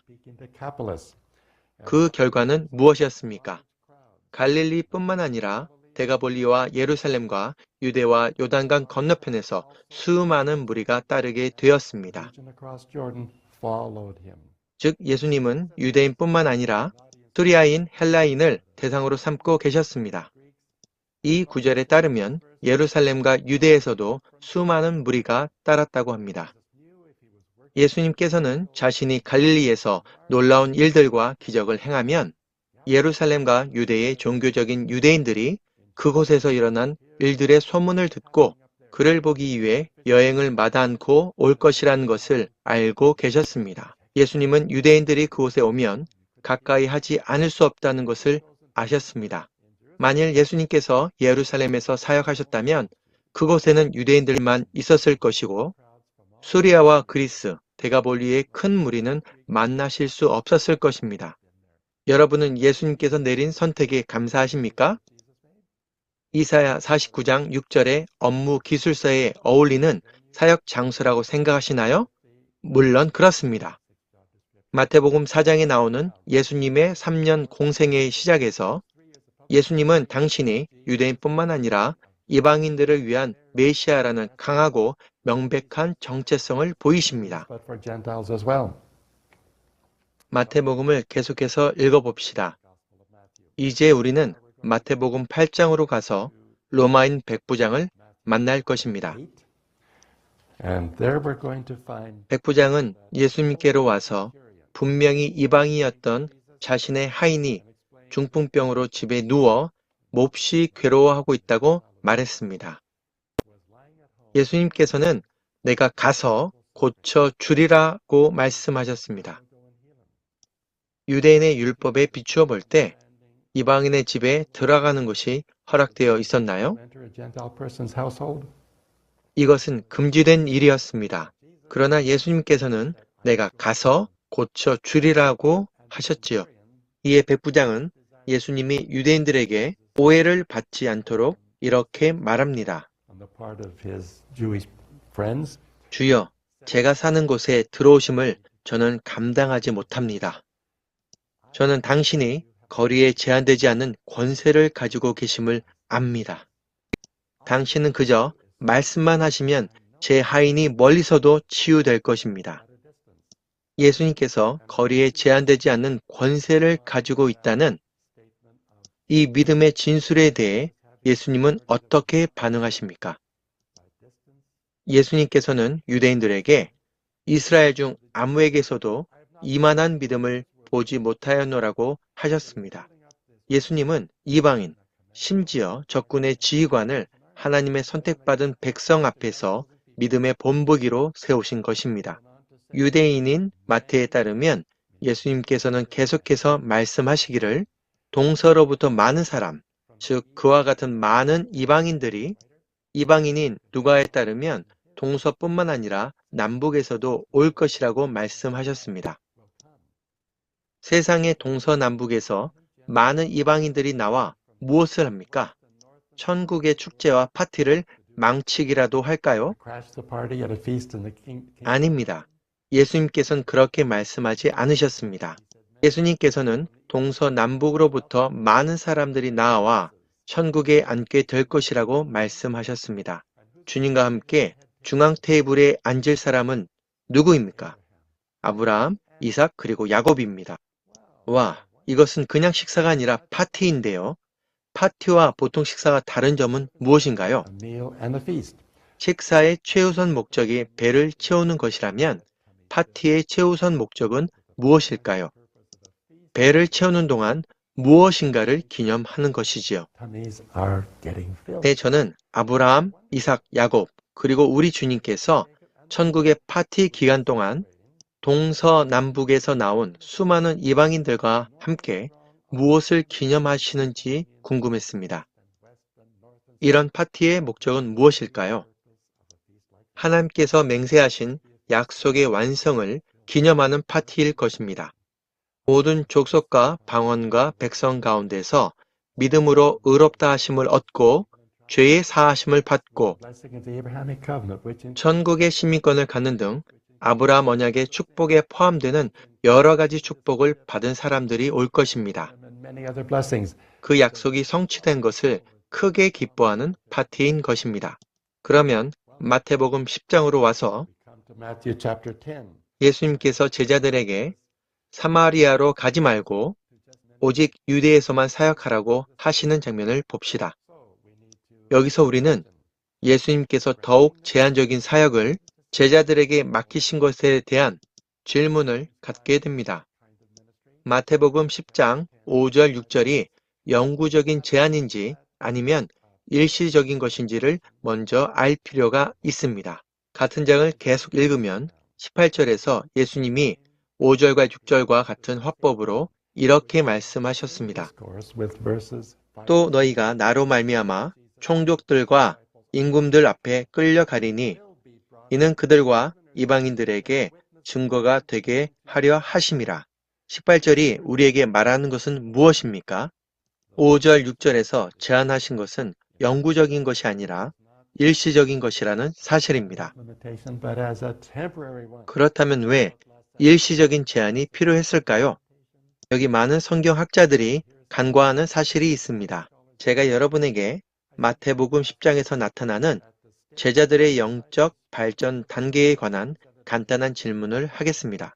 제자들은 영적으로 성숙했나요? 미성숙했나요? 지금 그들은 예수님께서 이방인들에게 자유롭고 긍정적으로 사역하시는 모습을 보지만 그들 자신이 예수님처럼 이방인들과 지내는 것은 상상하지도 못했습니다. 예수님께서도 제자들의 마음을 아시고 그들이 아직 준비되지 않았음을 보셨습니다. 그들이 이방인을 위한 하나님의 메신저가 되어 주저하지 않고 이방인과 함께 있는 것에 대해 모독을 느끼지도 않을 때가 되기 전까지는 많은 가르침과 많은 본보기 그리고 많은 시간이 필요했습니다. 자, 이제 예수님께서 가나안 여자를 만나신 때로 가서 왜 이스라엘의 잃어버린 양에게로 보내심을 받은 예수님이 가나안 여자와 대화를 하고 계신지 살펴봅시다. 마태복음 15장의 첫 20절은 예수님께서 제자들에게 도덕법의 높은 우선순위와 관례법의 낮은 우선순위에 대해 가르치시는 장면입니다. 구약에는 크게 두 종류의 법이 있는데 거짓 증거하지 말라, 도둑질하지 말라, 살인하지 말라, 내 하나님 여호와의 이름을 망령되이 부르지 말라 같은 도덕법 혹은 윤리법이 있습니다. 이와 함께 관례법은 여러분이 먹어야 할 것과 먹지 말아야 할 것, 주전자와 그릇은 어떻게 닦아야 하는지, 어떻게 목욕을 할 것인지 등에 대한 것으로 의식법으로도 알려져 있습니다. 이 의식법은 도덕법에 부과되어 도덕법의 항목들을 설명해주고 가르쳐주는 훈계의 역할을 합니다. 그런데 이 두 가지 범주의 법 중 유대인이 높은 우선순위를 두고 있었던 것은 어느 것입니까? 유대인들은 도덕법에 순종하는 것을 잃어가며 관례법을 더욱 중히 여기는 경향이 있었습니다. 하나님께서 더 우선시하라고 말씀하신 법은 무엇입니까? 도덕법에 더 우선순위를 두어야 하는 것입니다. 그러나 유대인들은 그 우선순위를 바꾸어 당시 문제를 일으키는 도덕법보다 관례법을 더 중시하여 이방인들을 긍휼과 사랑으로 대하지 않고 교제하기를 꺼려하게 되었습니다. 그래서 마태복음 15장의 첫 20절에서 예수님께서는 입으로 들어가는 것이 사람을 더럽게 하는 것이 아니라 하십니다. 입으로 들어가는 것이라고 말씀하신 것은 어떤 법의 위반에 대한 것입니까? 관례법이지요. 주님께서는 또 입에서 나오는 그것이 사람을 더럽게 하는 것이니라고 말씀하시며 도덕법의 위반에 대해 언급하십니다. 이것이 예수님께서 마태복음 15장 1절부터 20절까지 강조하고 계신 교훈입니다. 그 후 21절에서 우리는 예수님께서 제자들을 안전지대인 갈릴리에서 벗어나 북쪽으로 가서 수리아의 좁은 길을 지나 페니케아라는 이방 국가로 가도록 인도하시는 것을 알 수 있습니다. 저기 가나안 여인이 옵니다. 그녀는 예수님께서 베푸신 기적의 능력을 듣고 왔습니다. 여인은 귀신 들린 딸이 있고 주님께 주여 내 딸이 흉악하게 귀신 들렸나이다 라고 외칩니다. 처음에 예수님께서는 아무 말씀도 하지 않으셨고 제자들은 여인에게 무관심한 예수님의 모습을 보았습니다. 제자들이 무엇을 말해야 했을까요?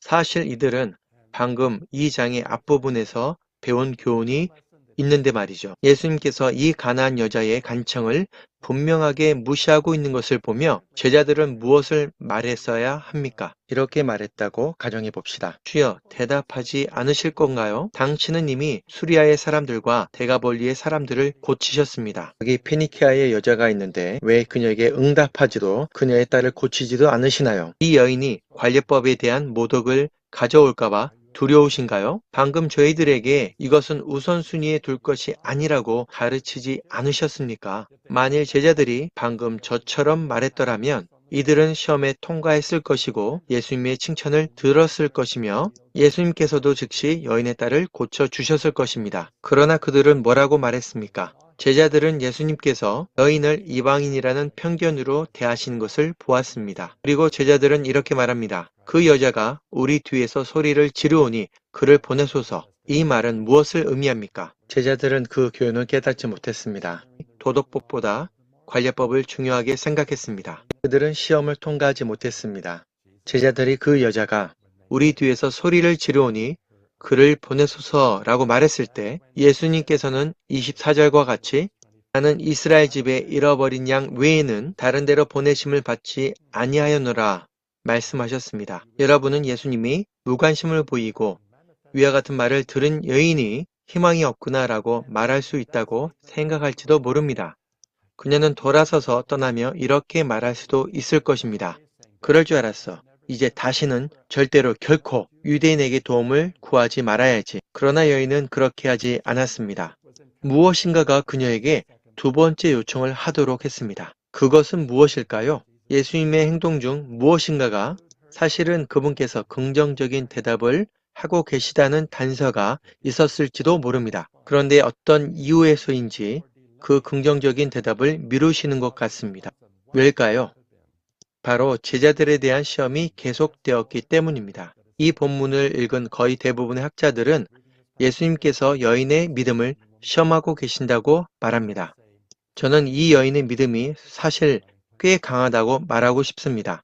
이때 시험을 당하고 있는 것은 여인의 믿음뿐만 아니라 예수님께서 바로 이전에 강조하셨던 교훈을 제자들이 잘 이해했는지에 대한 시험이었습니다.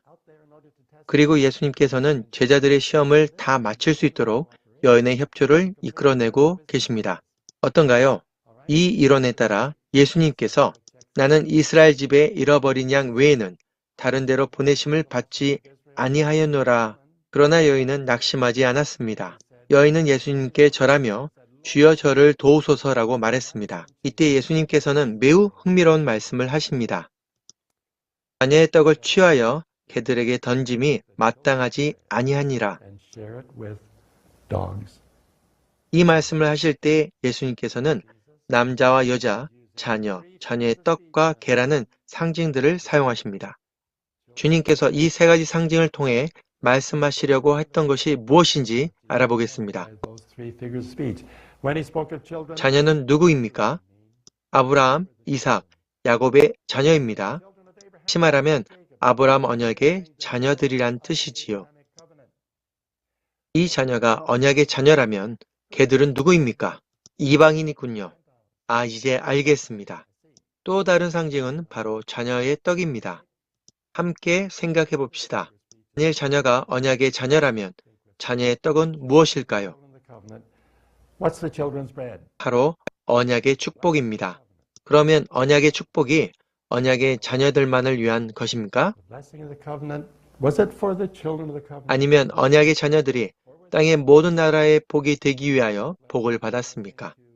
네, 만일 예수님께서 이 말씀을 문자 그대로 받아들이셨다면 언약의 어떤 부분이 잘된 것으로 인정하시는 것일까요? 상단의 복일 것이고 예수님은 하단의 복이 없다고 하시는 것입니다. 이대로 괜찮은가요? 물론 아니지요. 만일 주님께서 이 말씀을 문자 그대로 받아들이셨다면 주님은 하나님께서 맹세로 봉인하신 약속의 한 부분을 인정하면서 다른 한 부분은 인정하지 않는 신성모독을 하신 것입니다. 그리고 만일 주님께서 정말 그 말씀을 문자 그대로 받아들이셨다면 그 거룩한 맹세는 어떻게 됩니까? 예수님은 삼위일체의 일부분이시며 하나님의 아들이신데 맹세를 어기신다면 그분께 어떤 죄가 있는 것일까요? 바로 위증죄입니다. 따라서 주님께서 자신을 깊은 구멍에 빠뜨려 도움이 필요하시거나 또는 우리가 주님의 말씀의 의미를 제대로 이해하고 있지 못하는 것이겠지요. 그러나 예수님의 눈 깜박거림으로 이런 행동이 제자를 훈련하기 위한 것임을 눈치챈 이 여인은 기분 좋게 주여 올소이다마는 개들도 제 주인의 상에서 떨어지는 부스러기를 먹나이다 말합니다. 그러자 가슴이 벅차오르신 예수님께서는 말씀하셨습니다. 여자여 내 믿음이 크도다. 내 소원대로 되리라. 내 마음을 축복하노라. 방금 너의 몫을 아름답게 잘 감당했구나. 물론 성경에는 그렇게 표현되지 않았지만 암시되어 있는 것입니다. 아시겠죠? 예수님은 최고의 교사이십니까? 최고의 교사가 풍자를 가르침을 위한 강력한 도구로 사용할 수 있습니까? 바로 이 점을 우리가 여기서 발견할 수 있습니다. 이 주님은 거대한 무리를 떡과 물고기로 한 번도 아닌 두 번씩이나 먹이신 분이십니다. 예수님은 갈릴리에서 5천 명의 남자의 여자와 아이들까지 먹이신 데 이어서 헬라어를 사용하는 데가볼리에서 4천 명의 남자와 여자 및 아이들을 먹이셨습니다. 네, 두 번째 기적은 저곳에서 일어났습니다.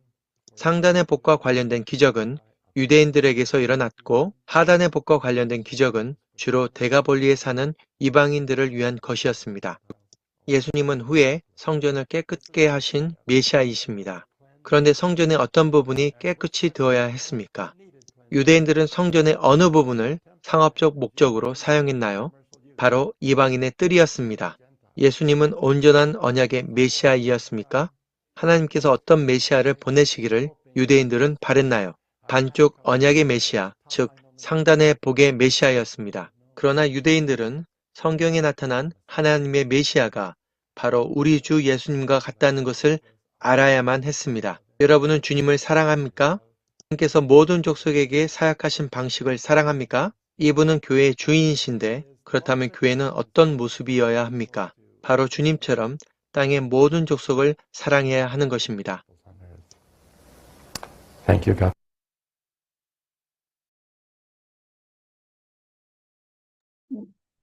네.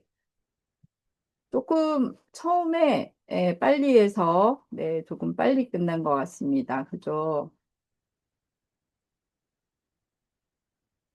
네, 소리 들리나요? 네. 네. 네, 감사합니다. 영상 잘 보셨습니까? 네, 그 영상 보실 때 또 이렇게 메모해 두셨다가 다음 또 우리 또 성장점 모임 때 함께 나누도록 하고요. 네, 기억나는 거 별로 없으시죠? 아이고, 저도 화면을 안 켰네. 네, 기억나는 거 별로 없으시죠? 네, 그래서 재방송 보시도록 네, 네, 하시길 바랍니다. 그리고 이제 또 벌써 이제 3주 차입니다. 이렇게 삼과가 오늘 제목이 어떻게 됐었죠? 메시아, 메시지, 메신저 이렇게 됐는데 오늘 3과까지가 이제 성경적 관점입니다. 그리고 또 4주 차에는 이제 역사적 관점은 한 과만 있습니다. 카이로스는 하다 보면 9주밖에 안 되다 보니까 금방 또 이렇게 가게 되거든요. 그래서 카이로스의 수업 방식은 꼭 강의만을 듣는 게 아니라 본인이 교재를 또 읽으면서 질문지를 가지고 이렇게 또 복습을 하시거나 책을 읽으시는 과정 꼭 필요합니다. 그래서 오늘 질문지 올려드린 내용으로 꼭 책을 읽어보시고 또 질문지 준비하신 후에 또 우리 다음 주에 성장점 모임 때 함께 나누도록 하고요. 카이로스는 이렇게 또 영상과 또 질문지 또 이런 소그룹 모임들 모두가 다 교육 내용에 포함되는 내용들입니다. 그리고 무엇보다도 저희가 선교 훈련 코스이기 때문에 최소 전도 종족을 위한 기도 시간이 있습니다. 이것도 역시 5주 차에 걸쳐서만 있다 보니까 하다 보면 금방 지나가게 되는데요. 이번에는 저희 스태프들이 좀 더 해서 다음 주는 우리 이상은 전도사님께서 준비해 주시고 오늘은 전도사님이 오늘 아버지 또 병원 입원하시고 이것 때문에 서울에서 오늘 사실 못 오시는 상황이었는데 그래도 좀 참가해 주셨어요.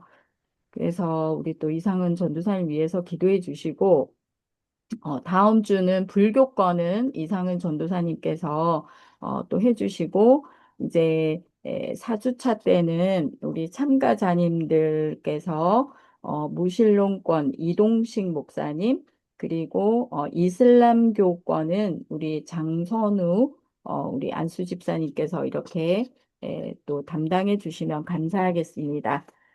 네, 이렇게 또 질문 있으시면 해주시고, 네. 네, 없으시면, 목사님, 네, 저희 질문지 힌트 주셨거든요. 그래서 네. 지난주에도 줬었는데 또 이번 주도 남겨주시면 참가자분들이 이렇게 체크하는 데 좀 도움이 될 것 같은데. 아, 네. 질문지 힌트 올려드리겠습니다. 네, 네. 감사합니다. 자, 또 뭐 빠진 거 질문 있으면 해주시고, 네. 오늘 우리 또 조양래 집사님, 또 경건의 시간, 우리 또 광 목사님, 또 삼가 섬겨주셔서 감사합니다. 네. 네. 자, 계속 또, 오시오. 네, 추가 내용, 네, 없으시면, 네, 또 라목사님 또 영상 이렇게 또 해주셔서 감사합니다. 네, 회회 동의합니다. 네, 네, 제청합니다. 기도해 주시고 마치도록 하겠습니다. 네. 하나님 고맙습니다. 오늘 이렇게 카이로스 세 번째 삶과 시간들을 마무리합니다. 함께한 모든 이들에게 하나님께서 예비하신 것들, 그 뜻을 깨닫게 해주시고 또 성령을 통하여서 마음에 마땅히 들어야 될 것들, 알아야 될 것들을 깨닫게 하신 줄로 믿습니다. 우리 가운데 메시아로 오신 그 주님을 증거하는 증인으로서 메신저로서 그 메시지들을 잘 증거해 나가는 그래서 이 마지막 때에 하나님이 정말로 주신 그런 귀한 사명들을 충성되이 감당해 나가는 우리 모든 카이로스 참가자들 회원을 될 수 있도록 인도하여 주옵소서. 특별히 네. 우리 사모조사님 아버님을 주님께서 기억하여 주시고 네. 그 경계에서 몸부림치며 싸우고 계실 터인데 하나님께서 평강으로 함께해 주시며 치유의 능력과 평안으로 함께하여 주옵소서. 그래서 함께 중보하며 간호하며 또 돌보는 모든 가족들도 하나님의 살아가시는 역사하심과 또 그 인도하심의 그 뜻을 새롭게 발견하는 시간이 될 수 있도록 주께서 도와주시고 지치거나 또 낙심하지 않도록 주님께서 붙잡아 주시옵소서. 오늘 함께하지 못한 모든 이들에게도 주님께서 함께해 주시고 우리 카이로스를 통하여서 하나님의 때와 하나님의 꿈과 하나님의 그 뜻을 온전히 순종해 나가는 우리 모두가 될 수 있도록 함께 이 모든 일들을 함께 세워가는 복된 시간 될 수 있도록 인도하여 주옵소서. 섬김이들과 모든 이들을 주님께서 기억하시고 또 한 주간 살아갈 때에 각자의 삶의 처소에서 또 교회에서 또 가정에서 하나님의 뜻을 따라서 잘 섬기며 사랑하며 살아갈 수 있도록 인도하여 주옵소서. 모든 것을 우리 주님 앞에 감사드리오며 우리 주 예수 그리스도의 이름으로 축복하며 기도하옵나이다. 아멘. 네, 감사합니다. 우리 사진 찍을까요? 감사합니다. 네, 누가 라 목사님께서 찍어 주시겠어요? 제가 찍을까요? 자, 하나, 둘, 예쁘게, 하나, 둘, 셋. 네. 자, 제대로 됐는지 한번 확인하겠습니다. 잠깐만요. 네.